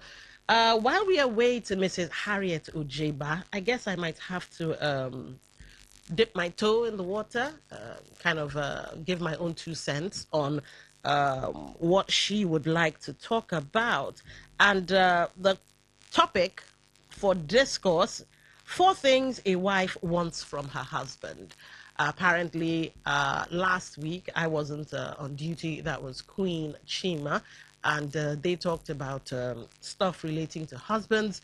So yes, today it's the time of the wives. All right. Off the top of my head, I'm going to just do it my own style. You guys know how I like to do my thing. Some of the OAPs here say, you have one kind of Raz thing, but it works. So yes, we'll do it in a Razzy type of style. I think number 1, the first thing a wife would want from her husband, I think, is respect. And I'm pretty sure some men, what do you mean by respect? Well, let me explain. You see, even the Bible says parents should respect their children. Don't be too heavy-handed with your kids. I paraphrase, of course, the Bible didn't put it that way, but the Bible says respect your kids. Now, if the Bible does say that, and if the Bible also says, love your neighbor as yourselves, do unto others as you'd love them to do to you, then yes, why shouldn't you respect your wife? Now, I didn't say lie down on the floors for her to use you as a doormat. No, I said respect. The same way she respects you, she respects your feelings. If you don't like a certain thing, she tries not to do it. If you say, stop this, she stops it. Well, some wives, yeah, and some husbands. So yes, why not you respect your wife's feelings? For instance, some of you keep females as friends, and that's not a bad thing, but there are some friendships that have wives scratching their heads like, is this how they are doing it now? Every little thing, every milestone you want to share with your bestie, you're always in the company of your bestie, or let's, push the ante up a bit, you're always in the company of women. Yes, you could have been a man who grew up with maybe 7 sisters or 12 sisters being the only boy, but try to put yourself in the shoes of your wife. She would feel a bit disrespected, because rather than share your good news with her, more often than not, of course, you're sharing it with your bestie. You're in the company of your bestie who is female all the time. You're always in the company of women. Some even call you at the oddest of hours. Some are even in your houses hanging out. Your wife is busy, cooking and serving them and all of that. That's how is that respectful? So yes, you should respect your wife. Respect her feelings. In fact, respect her thoughts on certain things. Some men get married and they think their wives are dumb. So you don't run things by your wife. Meanwhile, just as Henry Kennedy did say, two have become one. So if there's something you want to do, and of course you chose the wife, so if you went and chose a dumb woman, that's on you. But believing that a lot of you, put a lot of thought into picking who would spend the rest of their lives with you, I like to think that your wife brings something to the table thought-wise. So why aren't you asking her opinion? Some of you think your wives are so dumb that when they actually give an opinion and say, don't do this, so don't go there, or don't touch this, so you think, I beg, get Jare, and then you fall into the hole. And that's the time when they say, oh, the matter don't strong, call a woman. Yeah, there's that pigeon expression now, when matter they strong, and then they call woman. Or when she gave you her 2 kobo or 2 cents, you refuse to listen. Some of those things are born out of disrespect. Some of you have women, or wives rather, who can, help your businesses grow. In fact, true story. This old couple that I've come to know and love a lot because I just like their way. You go to their shop, they're together. At one point in time, at the beginning, the man used to always, go home, I can handle it, go home. Now, I'm going to say something a bit ethnic, but please, I'm not coming from a place of negativity. Apparently, one of their very good friends, the woman being of Eastern extraction, one of their very good friends said, you are married to a woman whose tribe is known to be industrious and business savvy, and you're just go home. And the man bought into the idea of his friend, and, that was how his wife started doing the business with him. And today, oh my word, they're making money hand over fist because, dare I say it, the Igbos are gifted with some kind of gift when it comes to business. I mean, a love of money, I don't know. But, like I said, it's ethnic, colored, but from a place of love. But some men will see their wives as dumb and say, I beg. That's disrespect. Now, granted, I will give some men a little bit of wriggle room or leeway. It's very, very possible that you don't know you're being disrespectful. You think you're being a man. You think you're being a leader. But the world is changing. People are beginning to understand that one or two things they do stems from what they don't know or what they lack. They make said choices. So why not step into the, is it 21st century? Step into the modern era and analyze some of your behaviors and understand that some of your behaviors coming from a place of utter disrespect. Now let's move away from disrespect. Another thing a woman would love, attention. Oh my gosh, attention. And for some men, you seem to think attention is, waka pass. No. Attention is deeper than that, depending on the type of wife you marry, which is why I think you guys have heard me say before that be careful who you pick. Now, this is going to be gender neutral. Be careful who you pick as a a spouse, your better half or your other half. Because if you pick wrongly and you pick based off of fickle oh, there we have it. Wow, you look nice. I envy. All right, so yes, we have Mrs. Harriet Ujiba in the building here to tell you 4 things a woman needs from her husband. I hope I kept you guys duly entertained. So just give us a second to set up and we'll be right back.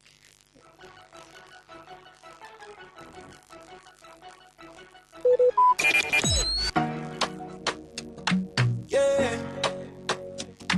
Oh. Today FM 95.1 Port Harcourt. Voice of the people. Voice of the people. Hey, rise and shine, it's a brand new day. Today's the station leading the way. Breaking news, sports and talk, keeping every heartbeat on the clock. From Port Harcourt to the world we go, sharing every story you should know. Your voice, your people, your destination. We're not just a station. Today FM 95.1. The voice of the people. Number 1. News and sports, talk all day. Keeping rivers on the way. Not just a station. We are the station. Today FM, the pride of the nation. Across rivers by Pt2. All right, so we're cooking with gas now because Mrs. Harriet Ujiba is in the building. Welcome, welcome. So I've sort of wet the ground for you. 4 things women love. I started with respect and was drawing it out. Yeah. So is respect on the list? I hope not. Yes, kind of. Because last week we were yes, I was with Queen. We talked about the 4 things that men will want from their wives. Yes. So I said, okay, let me not be biased. You know, the women also want equal opportunities.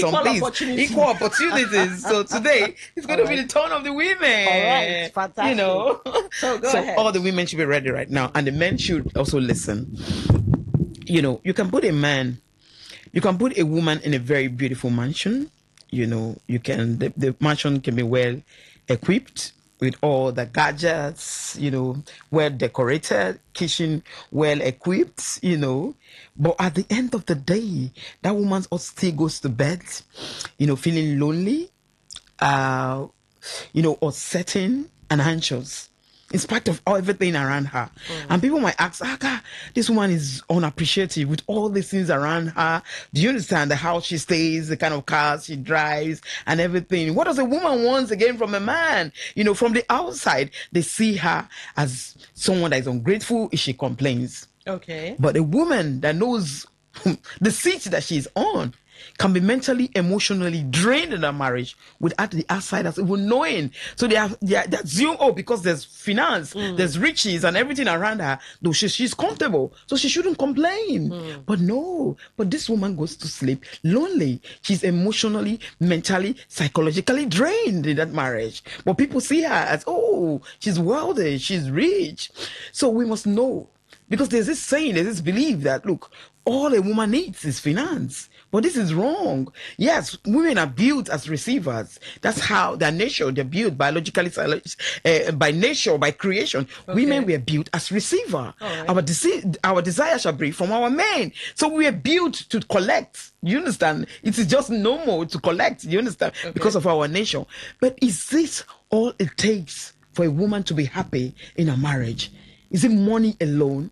Let me tell you, let me shock you to all the young girls that are planning to get married and they feel, wealth. It's all about wealth and everything. It's better to even cry in a Lamborghini than to laugh in a keke. Okay. People that are in the Lamborghini now, private jets, that was once in private jets, that was encouraging younger women to go out, marry their father's age. Right now, they came out from the Lamborghini, they came out from the G-Wagon, They came out from the private jets that was taking them all around the world. God. Now they want to enter keke to smile with that man. They have regard and respect for them. They are not emotionally drained. They are happy psychologically and mentally. So sometimes we must know that it's not about money, wealth alone that makes a woman happy. So we want to ask, what are the 4 things that will make a woman be happy in her home? The 4 things that a woman wants from her husband. The number 1 thing is spiritual security. Spiritual security, spiritual leadership. And that is everything. That is everything. In fact, I cannot emphasize more on this, because in an organization, once you can have the best of staff, you can have the best talents and ideas, but if there's no direction from the leader, what happens? That organization will become chaotic, and it will fall with time because there's no direction. So that's what a man is to a home. Every woman needs that spiritual direction, because you are the head of the woman. The scripture says, look, for the head of every man is Christ, but the head of a woman, it is the man. From the very beginning, when the sentence of death was passed upon men, when they violated the just law in the Garden of Eden, what did the Bible say? It said to the woman, a sentence will be passed on to you, because it was not Adam that was deceived, it was you, Eve, that was deceived. Henceforth, your desire shall be from your husband, and he shall rule over you. So a man automatically becomes a spiritual head of that man that gives the guideline and the direction. So when a woman does not have a good direction and guideline, what happens to the woman and the children? So sometimes it's all about the men. The men call it the women. But sometimes let's talk about the men. You are the spiritual head. It's not just a title. It is a responsibility that you're going to be accountable for. It is not just a title, but a crown. So most men that we have, most husbands that we have right now, it's so sad that some of them are just carrying the title, but not the crown. Their responsibility attached to it. You need to guide your wife, influence her to a God, to the children.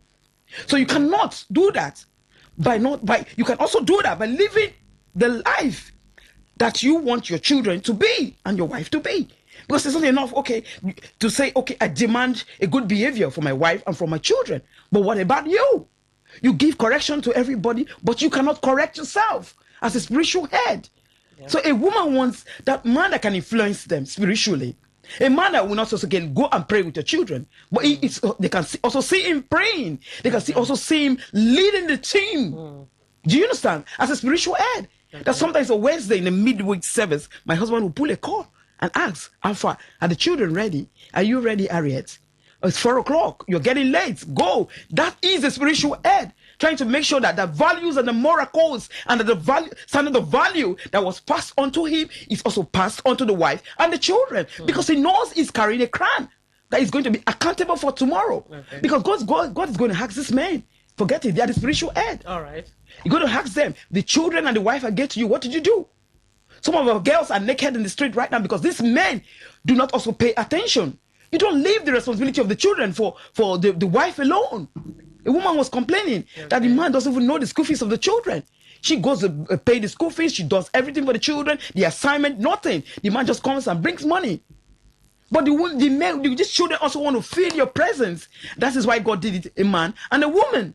A man has a special role that he plays in the life of these children. Also with the women. But the women can never play the role. That's why I say, when you're a single mom, I tell you, look, you don't even know what you're also doing to yourself. Because there's a role the father will play that you cannot play, even if you have all the words in the world. There's a symbol, there's this thing that a man plays in the life of a child that you cannot play.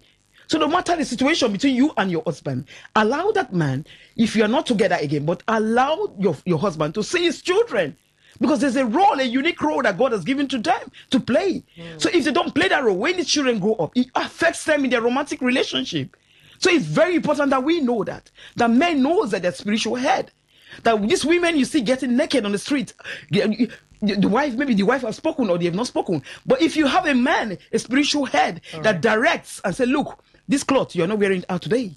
Because he pays attention to the children, not leaving every responsibility to the woman alone. You are not wearing these clothes. You cannot sag as a man. Your busters is shows irresponsibility. You cannot do dreadlock. Like recently I saw my son was trying to twist his hair, kind of, it's not here, but kind of twist. I just saw it just a little. I said, no, you will not curl your hair, even though if you're not in this environment. It shows irresponsibility. So go and bring that head down. And it did. That is a parent that is sensitive. Okay. So leadership, it is very, very important. So spiritual leadership. So let's move to number 2. All right. The physical security. Every woman needs a man that can give them the physical security. It's not about just being around a man, but is your wife physically safe with you? There's some men, as they're coming home, their children and their wife, they will enter under the bed. They are so scared. The men are so rigid. The wife feel they cannot express their emotions freely because they will be shut down. There's no decision taken in the house that you involve your wife because you feel that leadership is all about dictatorship. No. A wise man a wise man knows that the wife is part of him. There's some huge financial decisions that your wife must be part of it. Okay. Do you understand? A wise man knows that, look, I cannot flip my head without my neck. Your wife is your neck.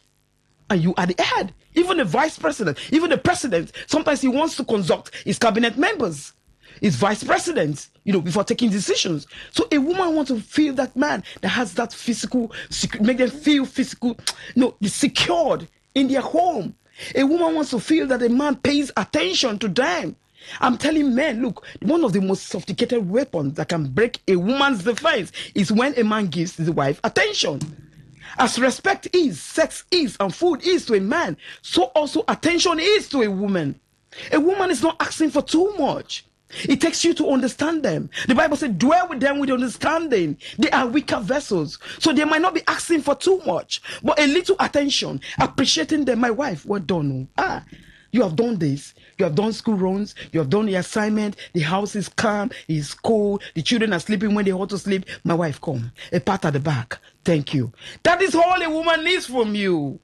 That is all. But to find out that these men feel, it is their responsibility. Let them die in it. I don't care. But that is wrong. A woman needs a man that, look, even if you don't give me anything, appreciate me. Well done. Even God Almighty said, look, if I have done something for you, appreciate me. Not to talk of a woman. We are weaker vessels. We are under the man. Sometimes we can be overwhelmed with these duties, domestic duties.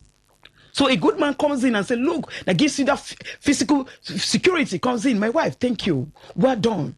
A woman wants to feel that the man does not abuse her physically. Do you understand? There's some men that will abuse their wife physically to the point of death. But my problem with women is sometimes you give your body to a man to abuse physically, you can die out of it. I've seen women who go to meet the man, beat me. Come and beat me now to see what you can do. I see what you can do. You are daring a man. You dare a man. So it is wrong. But under no condition shall a man that is well raised raise the hand on the wife, no matter how tempted he could be.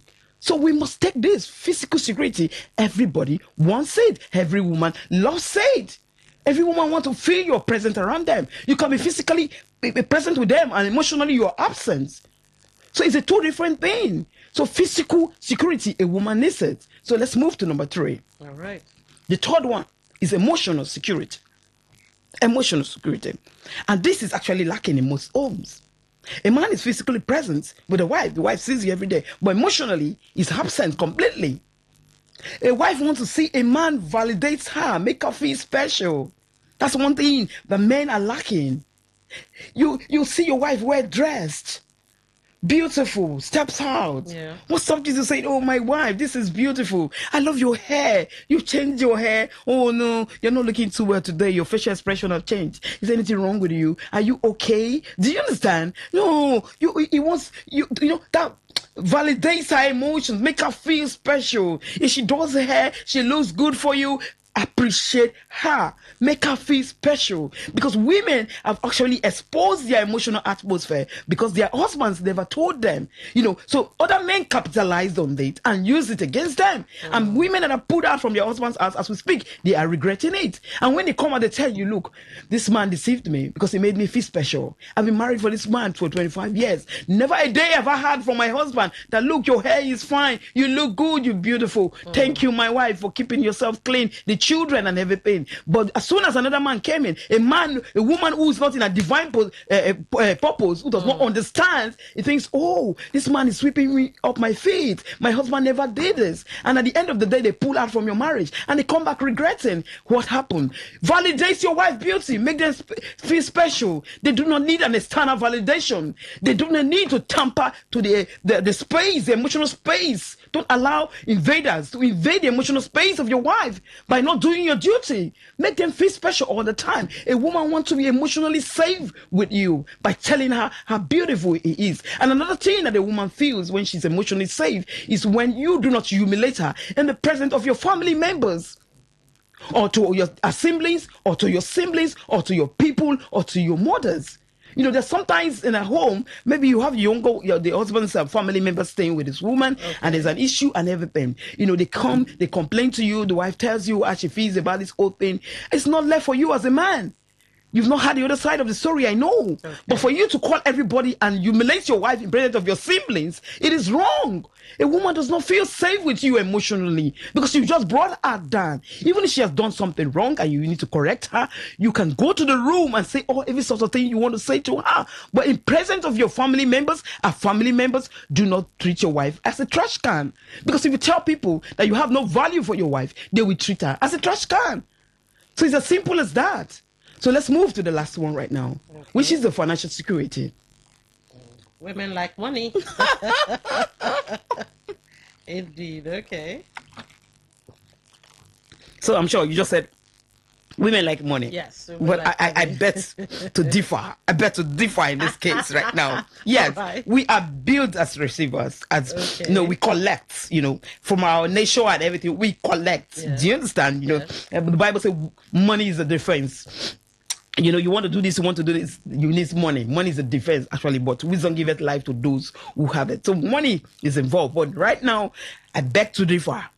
A woman is not just looking for a wealthy man, a man that's so rich that has everything that it takes to give her that financial security. It could just be a small life, a comfortable life, but make her feel involved in the finances, in the running of the day-to-day activities, when it has to do with money and everything. She feels safe with you. There's some men that are very reckless with money. As soon as they have that first salary, they pay them that salary, they will go outside from club to club until they exhaust that money and they come in like a child.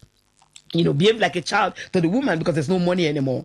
So a woman cannot be financially safe with you because he knows each time they pay you salary, you go, you use it, you go to use it, carry women from pillar to post. So a woman can never be comfortable with you financially. So sometimes it's not about finance that, hey, woman, money. No, they want to feel financially secure with you. So sometimes when you spend and you don't let them know, they feel, oh no, are my children secure? Am I secure as well? So men, that's why I tell men, look, there's something called financial infidelity when you do not bring your wife into the picture.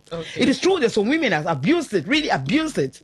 But I tell men, if you have not tried your wife, then you don't have any reason to say all women, they abuse the opportunity when you give them. Yes, try her and see. If you try her and she abused it, then you have an excuse to give. Today, as we speak, many men, many bank managers are with dead men's money that your wife cannot even claim. The wife knows nothing about it. A colleague was telling me the husband died and his phone was locked. They could not even access anything. No, the wife does not know the PIN, nothing, even his phone. They cannot get access to his phone. That is how bad, marriage has become individualism. It has become contract when individuals are seeking for their personal interest. It's not about collaboration. It's not about partnership anymore. It's not about teamwork. Do you understand? So a woman wants a man who makes her feel financially secured. It might not be just the wealth alone, the money, but how do you spend it? I want to be involved. But it's a pity that some of these men that we have right now, they have dropped everything. That spiritual leadership that God has given to them from the very onset. They are bringing it down. And we are looking up to you. You ought to give us the direction to go to. That's why I see men, if you are dating a woman who does not give you that respect as an head, even when you are cutting her, if you get married to that woman, she's not also going to respect you. That's what we are seeing right now. Men marry because of beauty. Women marry most times because of money. So at the end of the day, when you marry because of beauty, even when the woman has offended you, you go back to apologize to the woman when you're cutting her. But for crying out loud, marriage didn't go wrong. It started wrongly. When you bring that woman home, she will not also respect you. That is why you see men cannot cage on women as we speak right now, because they started at a very wrong platform. So right now you cannot correct them. Men, as they've also removed their crown. Why? Because they believe in side chicken or side fowl. Do you understand? You can lose your crown with that. You don't know what it means. You know, Right. I don't know where they got this impression from. The men are polygamous in nature. But I tell you, a man can stick to one woman. It's very possible to stick to one woman. Create that value, that moral codes, that life you want your children to live tomorrow. You will begin to live it in the house, because you cannot go out, carry women with your money, get drunk and come into the house about 2 a.m., knock the door, slap your wife because she didn't open the door for you on time. Your children are watching you. They're also going to grow. They are going to mother you as well. All right. So it's very important. All right. Before we open the phone lines, let's break down each of the 4 subtopics you've touched. Spiritual leadership. We're looking at the aspect of the man, the angle of the man. Yes. So when the man doesn't have these things, you're going to touch each one. Yeah. How do you go about learning or acquiring spiritual leadership? How do you go about learning or acquiring how to make yourself a safe space for your wife and your children? How do you learn how to be, emotional security is still safe space. Yeah. Even financial security. Yeah. How can we get the men to learn these things? Because there's this famous saying, you can't give what you don't have. Yeah, absolutely. So how is Okay. it a God thing? What's going to happen? Yeah, you know, some people grew up and they never knew anything called spiritual leadership, because the father never showed them. They never took that responsibility and accountability. Yeah. Do you understand? So they grow up even into their romantic relationship without even knowing what it is. They just get married and that's all, you know. And a woman who was well brought up in a secured home, who understands what spiritual leadership is, because he saw the father playing the role, be accountable and responsible for everything that has to do with the home, gets married to a man that was not well raised in that direction. What happens to her? She's expecting you to influence her, to get her and her kids close to God. But rather, you are toiling the other way around. So what do? You've heard my voice. You go to seminars. These things are not right. Visit the counselors. So you understand? learn. You learn. Behaviors are learned. They can be unlearned and relearned. So you learn. Do you understand? You learn. Very possible you learn. A spiritual head. You're not just a spiritual head like it's just a title. It is a crown. There's a responsibility attached to it. You are going to give the direction for your wife and children to follow. So if there's no direction, what happens? What happens? But do you think the woman can play a role if she notices? Because some men don't know and they don't care. Yeah. They don't even know they don't know. Yeah. Or they don't have it. How can the wife then, respectfully, of course, or lovingly, let him know, you don't have this and this is what you need? How can she play Yes, that? the wife can play a major role. I've seen women. I'm a counselor, so I hear so many things on a daily basis. I've seen women that were raised from a secured home, who are very spiritually, they have the spiritual insight. They know where they're coming from. They know their children cannot afford to lose that moral codes and standard of value that they came from. So what they do is like respectfully bring the man into the picture. In the evening, you know, the man does not pray, he doesn't know how to pray. But the woman initiates the man. And give the man the Bible and say, look, we are going to be taking this chapter today. Your children demands you to say this to them. Say, please, they need you. You know, respectfully, bring them into the picture. Don't make them feel inadequate. They are not enough. No, use a calm voice. Make them feel special. Before that even devotion, you must have given the man the verse that he is going to read to the children. You know, the prayer lines and every other thing. It makes the man feel wanted. The children knows that, oh, their father, yes, your father is leading. But you don't rubbish it before the father. Like, you are not serious. God is going to punish you the way you you pull him away further. But the goal, like my mother said, look, among my children, these 10 children that I have, the best gift you can give to me is I want to see all my children in the kingdom of God. Don't buy me cars, don't buy me anything, I don't care. But everybody should be under the umbrella of God. That's what more important to my mom. So as a wife, what is more important to you is not for your husband to go astray. At the end of the day, when everybody's gathering with your children, your husband is not there. What will you gain? What will be your benefit? Everybody will be under the umbrella of God. So you can initiate it as a wife. All right. So what about physical security? Especially, you talked about maybe the man being a scary person or a toxic person, and the wife and the kids just want to, avoid him. How do you solve that? Because a lot of Nigerian homes are actually like that. You just hear your husband's horn, your heart is beating, the children have run into the room. So how do you come back from that? So like, I tell wife, silence does not solve any problem. Okay. Then I'm muted, I'm silent, I'm trying to keep it to myself. I go back to my shed, you give a silent treatment, you don't talk in the house anymore. It does not change anything about the man. It does not solve the problem, because silence does not solve problem. But what I'm teaching women under my umbrella, the Proverb 31 women, I have so many women under me right now, under my tutelage, and God has been helping me. He's been transforming, because these women go home and like their marriage of 15, 20 years, that they've never sat one day to gist with their husbands. They are beginning to flow with their husbands. What did I teach them? There are times a man comes so hot, you are very calm. Be calm. Your manners of approach matters. You want to lay a complaint. There's something you don't like. There's something that hurts you. But your presentation skills, that's what I'm teaching the women. There are times the men will come very harsh words. Sometimes you feel less than a human. They make you feel less than human. But did you give evil for evil, remedy for remedy? No, you use a calm voice. Just be separate. Some conversation, you don't need to even retaliate. Okay. You allow them be when they speak. But when they see they cannot predict you anymore, they begin to reason.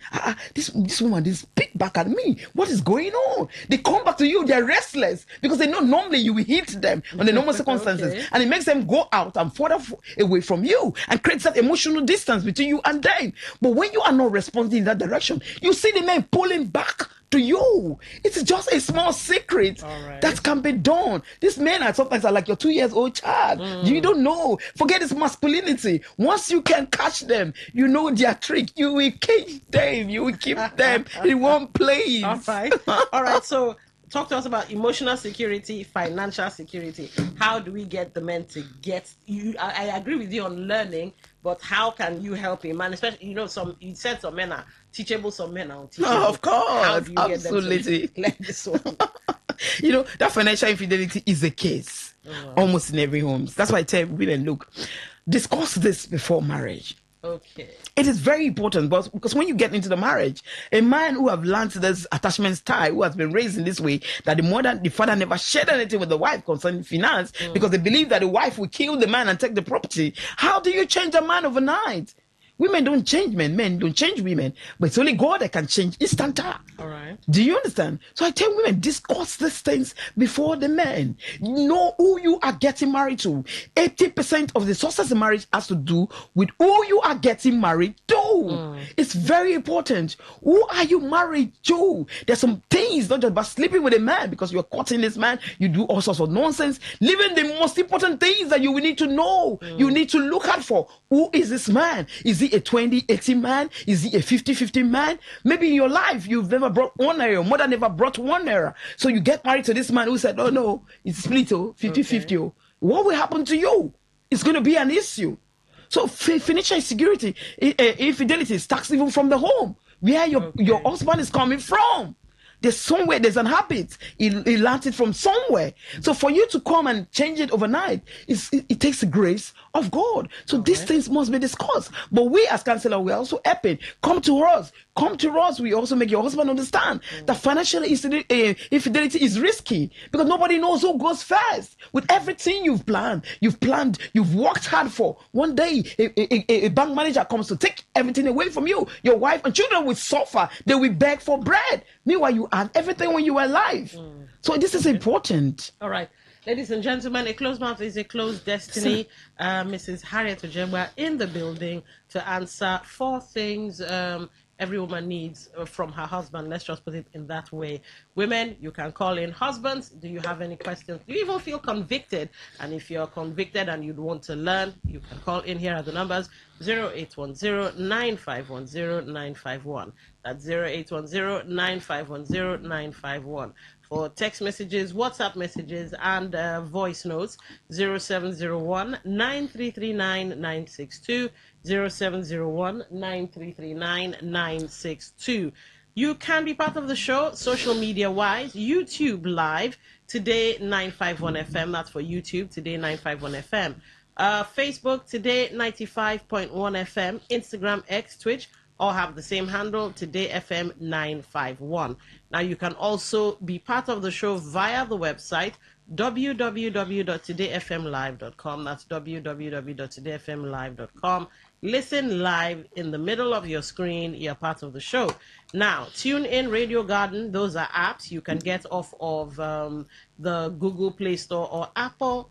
Download and search Today 95.1 FM, and that's all there is to it. All right, so while we wait for calls, we've gone towards the angle of the woman helping the man, because we all know that you can't give what you don't have. Of course, absolutely. What about, you said for financial security, you said talk about these things before marriage. Before marriage is very important, yeah. I know that a lot of men and women pretend. So since we're looking at the woman's angle, what if it's a man who pretends? Because some men will tell you, like politicians, oh, I'll build air conditioner on the street. So when you talk about, oh yes, I'm that kind of person, oh, I do this and do that. How do you get around pretense then? Pretense. I tell women, look, a man cannot 100%, pretend, even the women too. Okay. You must see some traces, by his action. Do you understand? Mm-hmm. A man can tell you that, today, 2 o'clock, I will come to your house. 2 o'clock, you wouldn't see the man. Okay. The next day, he twists you and like, don't worry, I was so busy, I could not call you. He repeats the same thing. Don't take him by his words, take him by his action. So that sometimes we just sit and look at these men, the actions, you compare, you want to bring their words to the action as against the action. Okay. If they say B, do they really represent B? So there's no way a man can 100% pretend and lie to you. One way in conversation, one way or the other. It will show. It will show. All right, let's take this call. 95.1, welcome to the show. What's your name? Where are you calling from? Good morning, Don. Where Wilson. Good morning, Mrs. Harriet. All right. Good morning, Music Emperor. Welcome to the show. Yes, thank you very much. I love this conversation so much. I love this conversation. I just wanted to explain something. So I asked Don, and see how can the man figure out pretense, right? All right. Yeah, pretense. Yeah. Yes.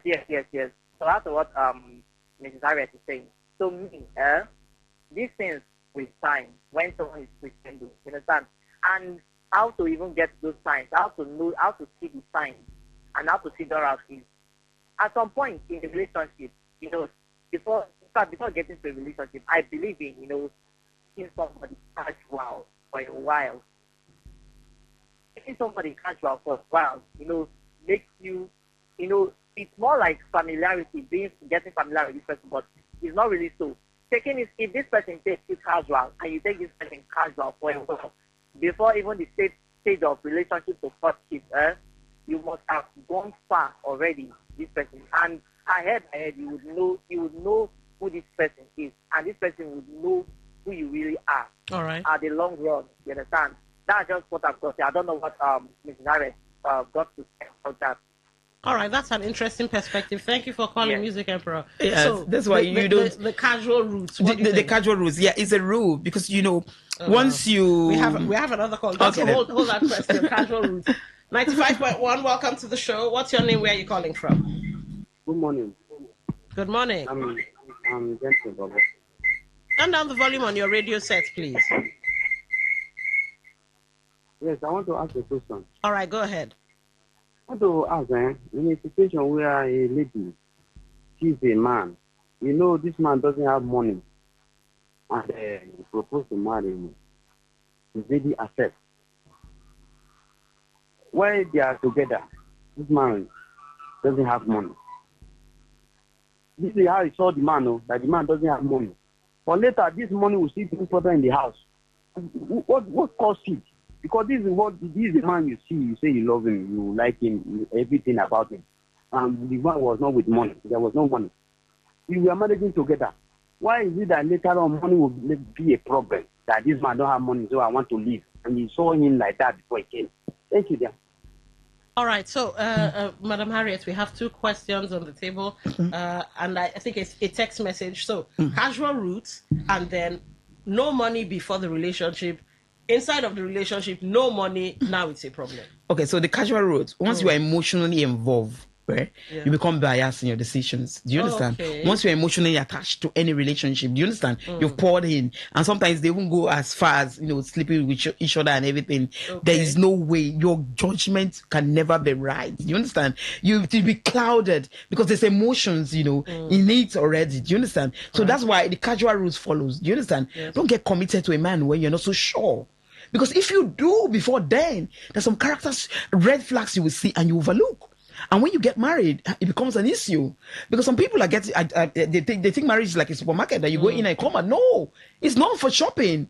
It's a lifetime thing. So you have to be very careful. Indeed. So that casual route is the first thing you do. Go casually, discuss casually. Don't get emotionally involved. Because if you do, you become biased. All right. Yeah. So the fellow who just called in, the last caller, who Yeah. said before this time the person didn't have money, wasn't an issue. They are now in a relationship. There's still no money. Now it's an issue. Okay, that's why I tell men, don't be naive about this. Don't let a woman fool you into getting married to them when you do not have the finance to take care of them. They might be very wealthy, they might have money, to take care of you at that time. But because they are desperate, their biological clock is beginning to tick in. Okay. So they get any man, they will persuade you. A woman will persuade you. A woman who checks her biological clock and knows that, time is going. He will persuade you to marry him because he has what it takes. Okay. And you feel comfortable and you get married to this woman. When they get married to you, because it's normal that a man provides for the woman. Okay. So after some time, when reality sets in the marriage, because all those butterfly feelings, I want to get married, I want to be this, it is over. The woman now looks at you, there are bills to be paid, for crying aloud. Out of my salary, I can't be doing that. A man should take a responsibility. To be accountable for his own responsibility. He should take account. A man should do this, pay the children's school fees, should do that. Okay. She does not want to use her money anymore because she feels it's your role to do that. Do you understand? All So, right. but men, don't be deceived when women come with their pressure to get married to you that they have. Some even pay their bride price. But at the end of the day, what happens? They go back and be that woman. All right. A little segue before we read this text message here. That would mean, since you're saying that don't get married yet until you're financially stable, that would mean don't get married on time? No. That's not properly put as financially stable. You can really have something that can at least take care of your wife, take care of your kids, and every other thing. Because sometimes if you don't have, it's an issue. Do you understand? Hey, a woman wants to also come to your home, and the man wants to come to your home where you can also, my kids want this, they want to buy this. Do you understand? The basic things in life. There's a shelter, there's water, there's electricity. There are basic things that a man should be able to, organize before he thinks of getting married. But some of these women, they will pressurize you even when you don't have these things to get married to them. But after getting married to them, they want you to play that role as a father. Meanwhile, they met you, they saw you that you had nothing. They persuaded you to get married to them. But all of a sudden they changed because they want you to play your role. So I'm trying to tell. Should the man break up with them and look for somebody who will take him as is? Because sometimes money, the way God structured the world, you could get your money in your 50s, your 60s, who knows? So what do they do? No, the man, you're married. You don't break up because if a woman wants you to take responsibility. So as a man, you go out there. You walk. Do you understand? I've seen men who have taken that challenge. As we speak, they are richer than their wives. At the end of the day, their wife they dropped them from their place that they're high scale. Maybe they're having a very good, well-paid job. Okay. At the end of the day, they said downsizes, they dropped the women. And these men, they took over. Okay. Do you understand? So when you have such a challenge, don't be disturbed. Don't be emotionally drained by these women. The way they talk to you, they insult you, they don't make you feel. That insult should be a point of challenge to you. Like Go, yes. All right. Go there. Okay, Mrs. Ojegba, you laugh like one of my female friends. Really? Real done. Openness to learn. Okay, you mean openness, all right? Openness to learn is the cheapest way to the top. How many of the women and men listening right now are ready to learn?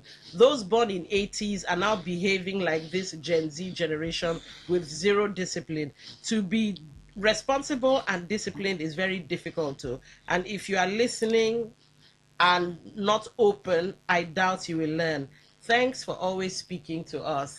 Right? Oh, thank God. That's a good one. Thank you for that message. Let's quickly, that was on WhatsApp. Let's quickly check the text messaging portal, see if we have any takers.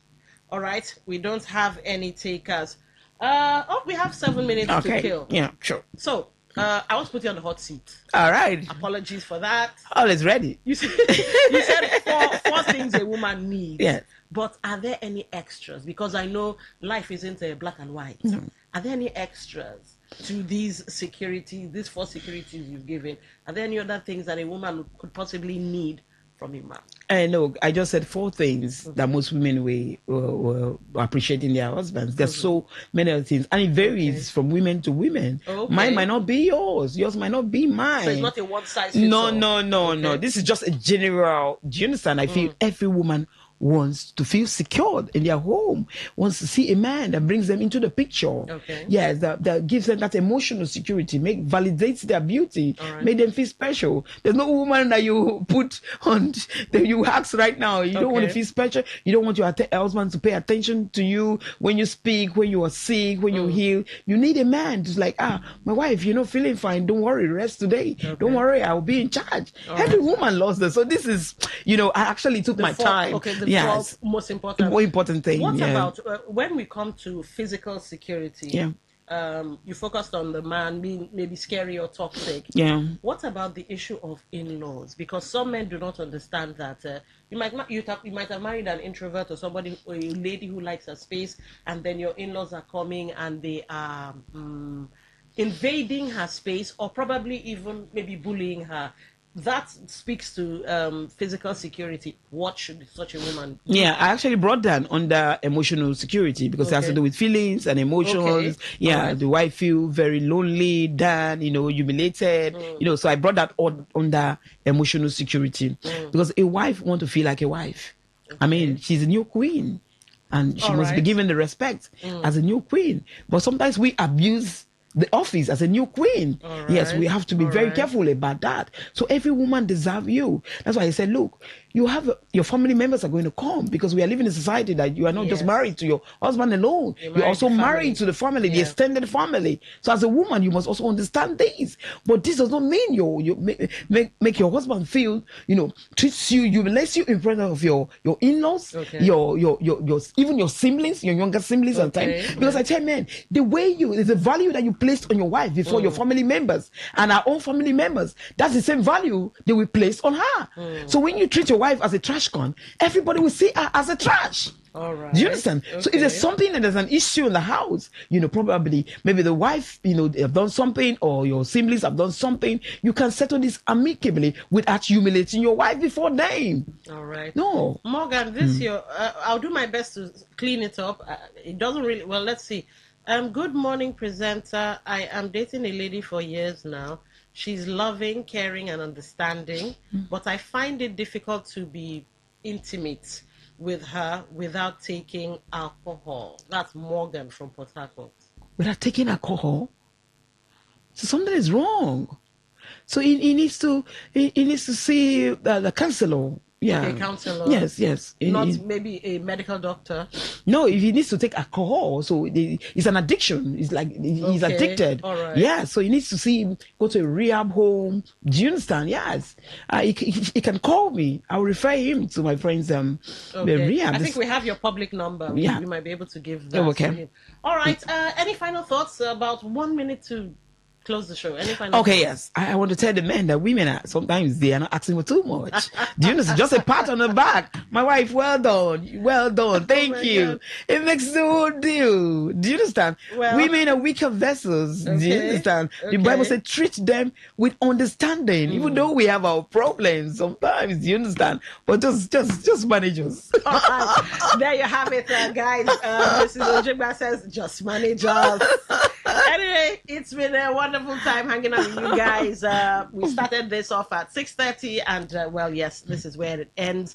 But never fear, sports guys will soon be in to tell you what's happening in the world of sports and every other conversation you've come to know and love. Your premium talk station, Today 95.1.4. All right, enjoy what's coming up next. That's the world news.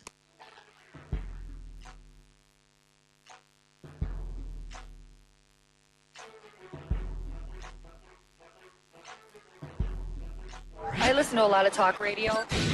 95.1 FM.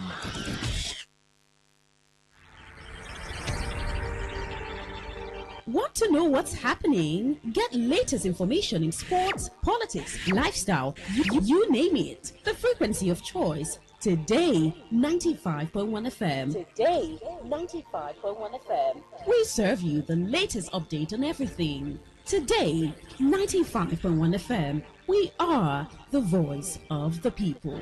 The voice of the people.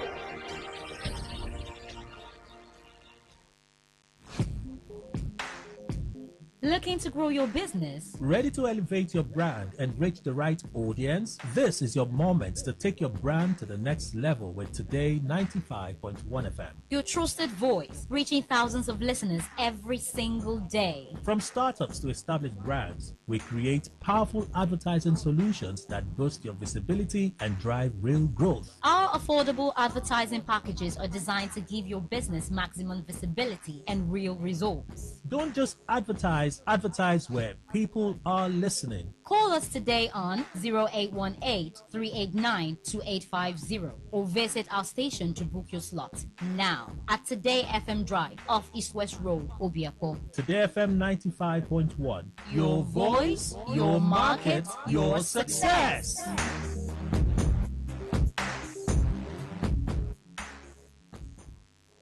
Whether it's happening in Port Harcourt, South, Nigeria, or around the world, we've got you covered. On air, online, delivering balanced news and unbiased analysis. Today, 95.1 FM. This is Today, 95.1 FM, Port Harcourt. News.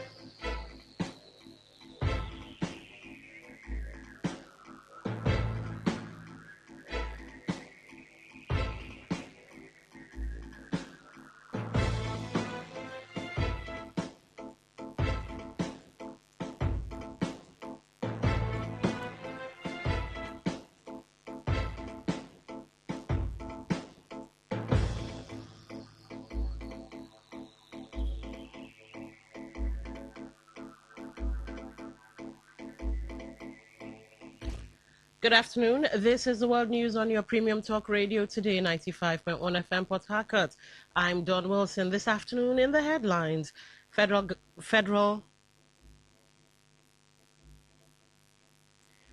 government denies fresh ban on Nigerian domestic workers in Kuwait. Customs hands over expired drugs worth 59 million naira to NAFDAC in Port Harcourt. OSPAC apprehended 3 suspected kidnappers, rescues 4 victims in Oyibo local government area of Rivers State. And on the foreign scene, South African government rejects claims that Nigerian singer Ira Star and members of her team were denied visas. Details in a moment. Stay with us.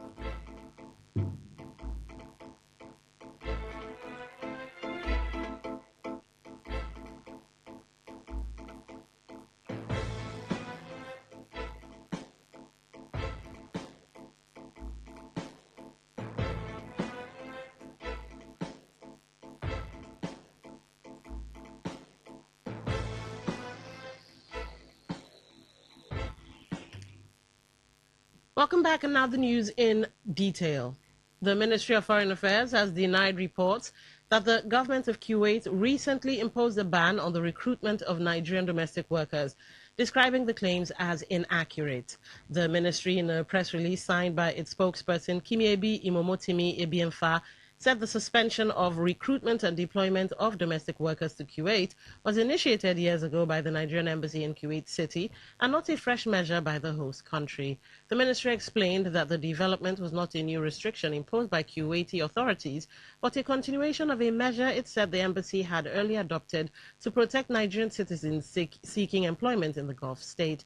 The ministry added that both countries would continue to engage through diplomatic channels on labor and migration matters with a view to establishing a framework for fair recruitment practices and improved working conditions for Nigerian workers. The ministry urged members of the public to verify information from official sources before publication, warning that misleading reports could cause unnecessary concern among Nigerians in Kuwait and their families back home. The Minister of Works, David Umahi, has stated that the federal government's massive investments in road infrastructure under President Bola Tinubu is generating thousands of jobs, stimulating economic activity, and helping to alleviate hunger nationwide. Umahi made the remarks during an inspection of the ongoing Calabar-Ebonyi Benue Nasarawa Abuja Superhighway project in Onu Ike, Eza South local government area of Ebonyi State. According to the minister, President Tinubu's infrastructure agenda directly generates employment through construction activities while opening up commercial opportunities for corridor communities. He highlighted that the project has directly engaged hundreds of workers, while local traders, material suppliers, and service providers continue to reap financial benefits. The minister further explained that the ministry's strategic switch to reinforced concrete pavement for major federal highways is revitalizing Nigeria's domestic economy by prioritizing locally sourced inputs over imports. The Chief Justice of Nigeria, Justice Kudirat Kekereekun, has directed legal practitioners to stop using the title barrister as a prefix to their names in official correspondence. In a directive signed by the Chief Registrar of the Supreme Court, Kabir Akombi, the Chief Justice described the practice as inconsistent with the standards of professionalism expected within the judiciary. The directive takes immediate effect and applies to all official documents, court records, identity materials, and correspondence involving legal practitioners and court officials. The move follows concerns raised by the body of benches over what it described as the widespread misuse of the title by lawyers, particularly those not engaged in active legal practice. Nobel laureate Professor Wole Soyinka has accused President Bola Ahmed Tinubu of failing to fulfill his campaign promise to address cases of extrajudicial killings and political assassinations. Speaking at the 28th Wole Soyinka Lecture at National Association of Sea Dogs, Pirates Confraternity and Martyrs Day in Port Harcourt, Soyinka urged Nigerians to demand accountability from the president on the issues. The Nobel laureate said the protection of human life remains the foundation of every society and called for collective action to ensure justice is upheld and the truth is not suppressed. To set a pattern of impunity which allows such individuals, whoever they are, to be terminated just like that. Watch with me so that we force the government to bring up all the files. When there was a change of government, you remember? The incoming president said, I want all the files of all the unsolved assassinations, killings, extrajudicial killings. What has happened to those files? I want you to join me in asking President Tinubu to say, we want you to dig up those files. We want to know what happened, why it happened, who is of value as a human being, and who is there for casual disposition. In a keynote address, former Minister of Aviation Osita Chidoka called for merit-based political appointments instead of ethnic considerations and stressed the need to strengthen the rule of law. Earlier in his address, the national president of National Association of Sea Dogs, Pirate Confraternity, Joseph Oteri, while recounting the incident of 1997 against the members in River State, emphasized on the importance of reclaiming the Nigerian state through accountability, justice, and civic courage, just as he praised the courage of the Nobel laureate, Professor Wole Soyinka, in speaking truth to power. a name the Abacha regime had come to fear. Some of us in this room lived through that darkness ourselves. We were 10 at ago, we were locked away for daring to believe that Nigeria deserves better than the good of Pt2. Some of us were declared wanted in the Guardian newspaper, and at the end, we got the landmark judgment at the President of the Tribunal, exactly a year after we left the prison custody, April 30th, 1998. Resolution 97 awarded some of us the order of the Golden Compass at the 50th anniversary conference in 2002. I think there will be another award today. Today FM's Uchendu Ejowo reports the event featured contributions and discussion sessions, which saw the presence of former managing director of the NDDC, Joy Nune, Nigeria famous actress Hilda Dokubo, Professor Obari Gomba, and Uche Onyagocha, who gave their different views on possible ways of reclaiming the Nigerian state through accountability, justice, and civic courage. In the meantime, former managing director of the Niger Delta Development Commission, NDDC, Chief Timi Alaibe, has said that sustainable development could not exist in the absence of accountability. Chief Timi Alaibe, who was the chairman at the 28th Wole Soyinka Lecture Series organized by National Association of Sea Dogs Pirates Confraternity held in Port Harcourt, urged representatives of government, the private sector, academia, and civil society to resist treating the 28th Wole Soyinka Lectures as another ceremonial event. He called for the honest reflection and renewed commitment to rebuilding the nation, insisting that nations are not reclaimed by rhetoric alone, but when conscience triumphs over confidence. Institutions are stronger than individuals. Citizens summon the courage to do what is right, even when it is difficult. The significance of this observance extends far beyond suffering those in it reminds us that democracy neither is nor freely vested. It was won through the sacrifice of countless Nigerians, many celebrated, many unsung, who endured intimidation, oppression, and personal loss in defense of justice and accountable government. It is of their that the lecture series dedicated to dogs. As we reflect on that legacy, remember that many men and women shaped Nigeria's democratic journey.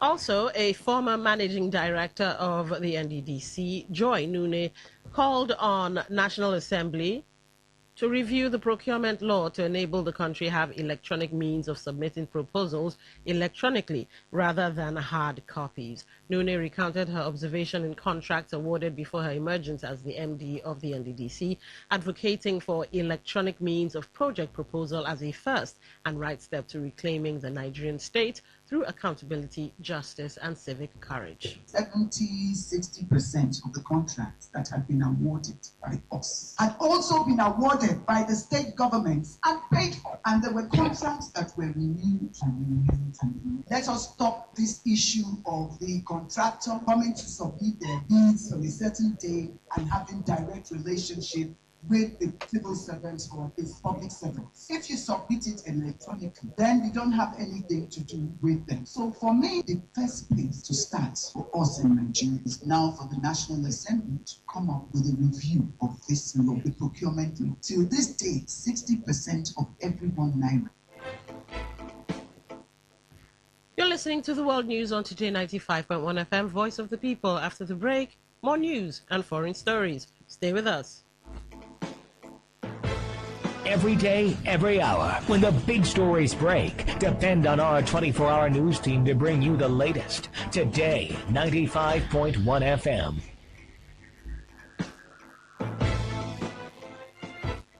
Welcome back. The Nigeria Customs Service, NCS, Port Harcourt Area 1 Command, has handed over a consignment of intercepted expired pharmaceutical products with a cost, insurance, and freight value of more than 59 million naira to the National Agency for Food and Drug Administration and Control, NAFDAC, for regulatory action. Speaking during the handover ceremony, the Customs Area Controller of the Command, Comptroller Salamatu Atuluku, said the seizure underscored the strong collaboration between the NCS and NAFDAC in preventing unsafe pharmaceutical products from entering the Nigerian market. She said the expired drugs were intercepted on June 22 of this year during a joint examination conducted by officers of the Command, NAFDAC, and other government agencies at Shed 3 of the Port Harcourt port. According to her, the 40-foot container and declaration number C number 354 originated from the United States and contained 606 cartons of ibuprofen capsules, 173 and cartons of donepezil hydrochloride tablets. Others are 266 cartons of subvenite lamotrigine tablets, 103 cartons of lansoprazole delayed release capsules, among other pharmaceutical products. Atuluku described the interception as a major success, noting that it averted what could have become a public health disaster. She warned that the Customs Service would not tolerate attempts by criminal networks or unscrupulous importers to use Nigerian ports for the importation of expired, substandard, falsified, or prohibited pharmaceutical products. According to the area controller, such activities constitute a direct threat to public health, national security, and the integrity of the country's healthcare system. She reaffirmed the command's commitment to strengthening intelligence gathering, enhancing collaboration with sister agencies, and sustaining thorough cargo examinations to prevent illicit trade through the nation's ports. Personnel of the Organized Security, Peace and Advisory Committee, OSPAC, in Oyigbo, local government area of River State, have apprehended 3 suspected kidnappers in a hideout in the area. The OSPAC also reportedly rescued 4 kidnapped victims in the forest in Komkom community in the area after taking the war against kidnappers to their hideout. The Oyigbo OSPAC commander, Ometanjo, said following a tip-off by the youths in the area, one of the kidnappers was first apprehended, who later led them to a forest where 2 other suspects were captured, while few others fled with bullet wounds. Ometanjo disclosed that the suspects will be handed over to the police for proper investigation. On the foreign scene, the South African government has rejected claims that Nigerian singer Ira Star and members of her team were denied visas into the country. The South African Consul General to Nigeria, Professor Bobby Moreau, in an interview with newsmen, said immigration authorities had no record of any visa application or rejection involving the singer or her team. He, however, urged those alleging that visas were denied to submit the names of the affected persons and their visa application reference numbers to enable the mission verify the claims. The reaction came after some Nigerians, including former Edo State Governor Adams Oshomole and the senator representing Kogi Central Senatorial District, Akpoti Udwaha, urged the federal government to review visa applications submitted by South African artists and their entourages in line with the principle of reciprocity. In sports, as the 2026 Commonwealth Games enters their final stretch in Glasgow, Nigeria remains among the competition's most successful nations, occupying 9th place on the all-time Commonwealth Games medal table. Since making its debut at the Games, Nigeria has amassed 271 medals, comprising 82 gold, 84 silver, and 105 bronze, placing it among only 9 countries to have surpassed the 250 medal mark in Commonwealth Games history. Australia sits comfortably atop the all-time standings with an astonishing 2,604 medals, including 1,003 gold medals, further underlining its status as the most dominant nation in the history of the Games. England follows in second place with 2,322 medals, 773 gold, 783 silver, and 766 bronze, while Canada ranks third with 1,647 medals, having collected 510 gold, 548 silver, and 589 bronze medals over the years. New Zealand occupies 4th position with 706 medals, ahead of India, which has won 564 medals, while Scotland 502, South Africa 416, and Wales 334 complete the top 8. Nigeria is the highest ranked nation in West Africa and one of only 2 African countries in the top 10, with Kenya completing the list in 10th place on 258 medals, including 91 gold. The historical rankings reflect the dominance of countries with long and consistent participation at the Commonwealth Games, particularly Australia and England, which together have won 4,926 medals, more than half of the combined tally of the top 10 nations. To end the news, here's a summary of the major stories. Federal government has denied fresh ban on Nigerian domestic workers in Kuwait. Customs has handed over expired drugs worth 59 million naira to NAFDAC in Port Harcourt. Members of OSPAC have apprehended 3 suspected kidnappers and rescued 4 victims in Oyibo local government area of Rivers State. And on the foreign scene, South African government has rejected claims that Nigerian singer Ira Star and members of her team were denied visas into the country.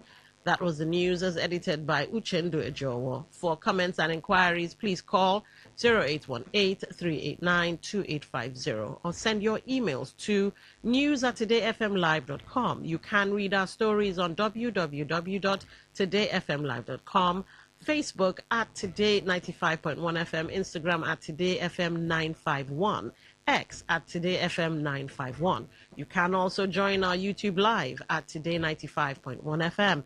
Thank you for listening. I'm Don Wilson. Good afternoon. Today's news, today's entertainment, today's sports, today's issues, today on Today 95.1 FM, Port Harcourt. Maybe home is somebody's smile when they look at you for the first time. Maybe home is being a home to something you love and adore with all your heart, and that is what life, friendship, and love are all about. Maybe home is listening to all of your favorite shows on Today 95.1 FM. We create memories. We inspire comfort. We are the voice of the people, and we are home away from home.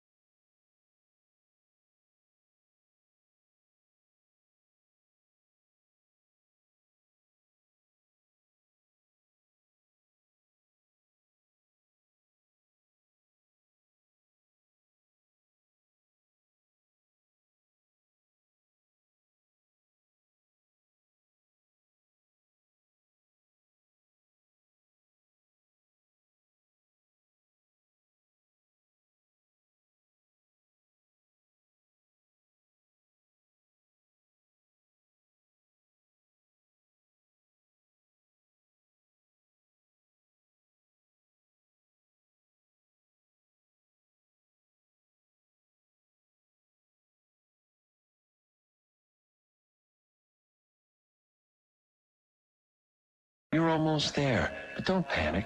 There's still more music to come before you're completely engulfed in the blissful embrace of that little light you see in the distance.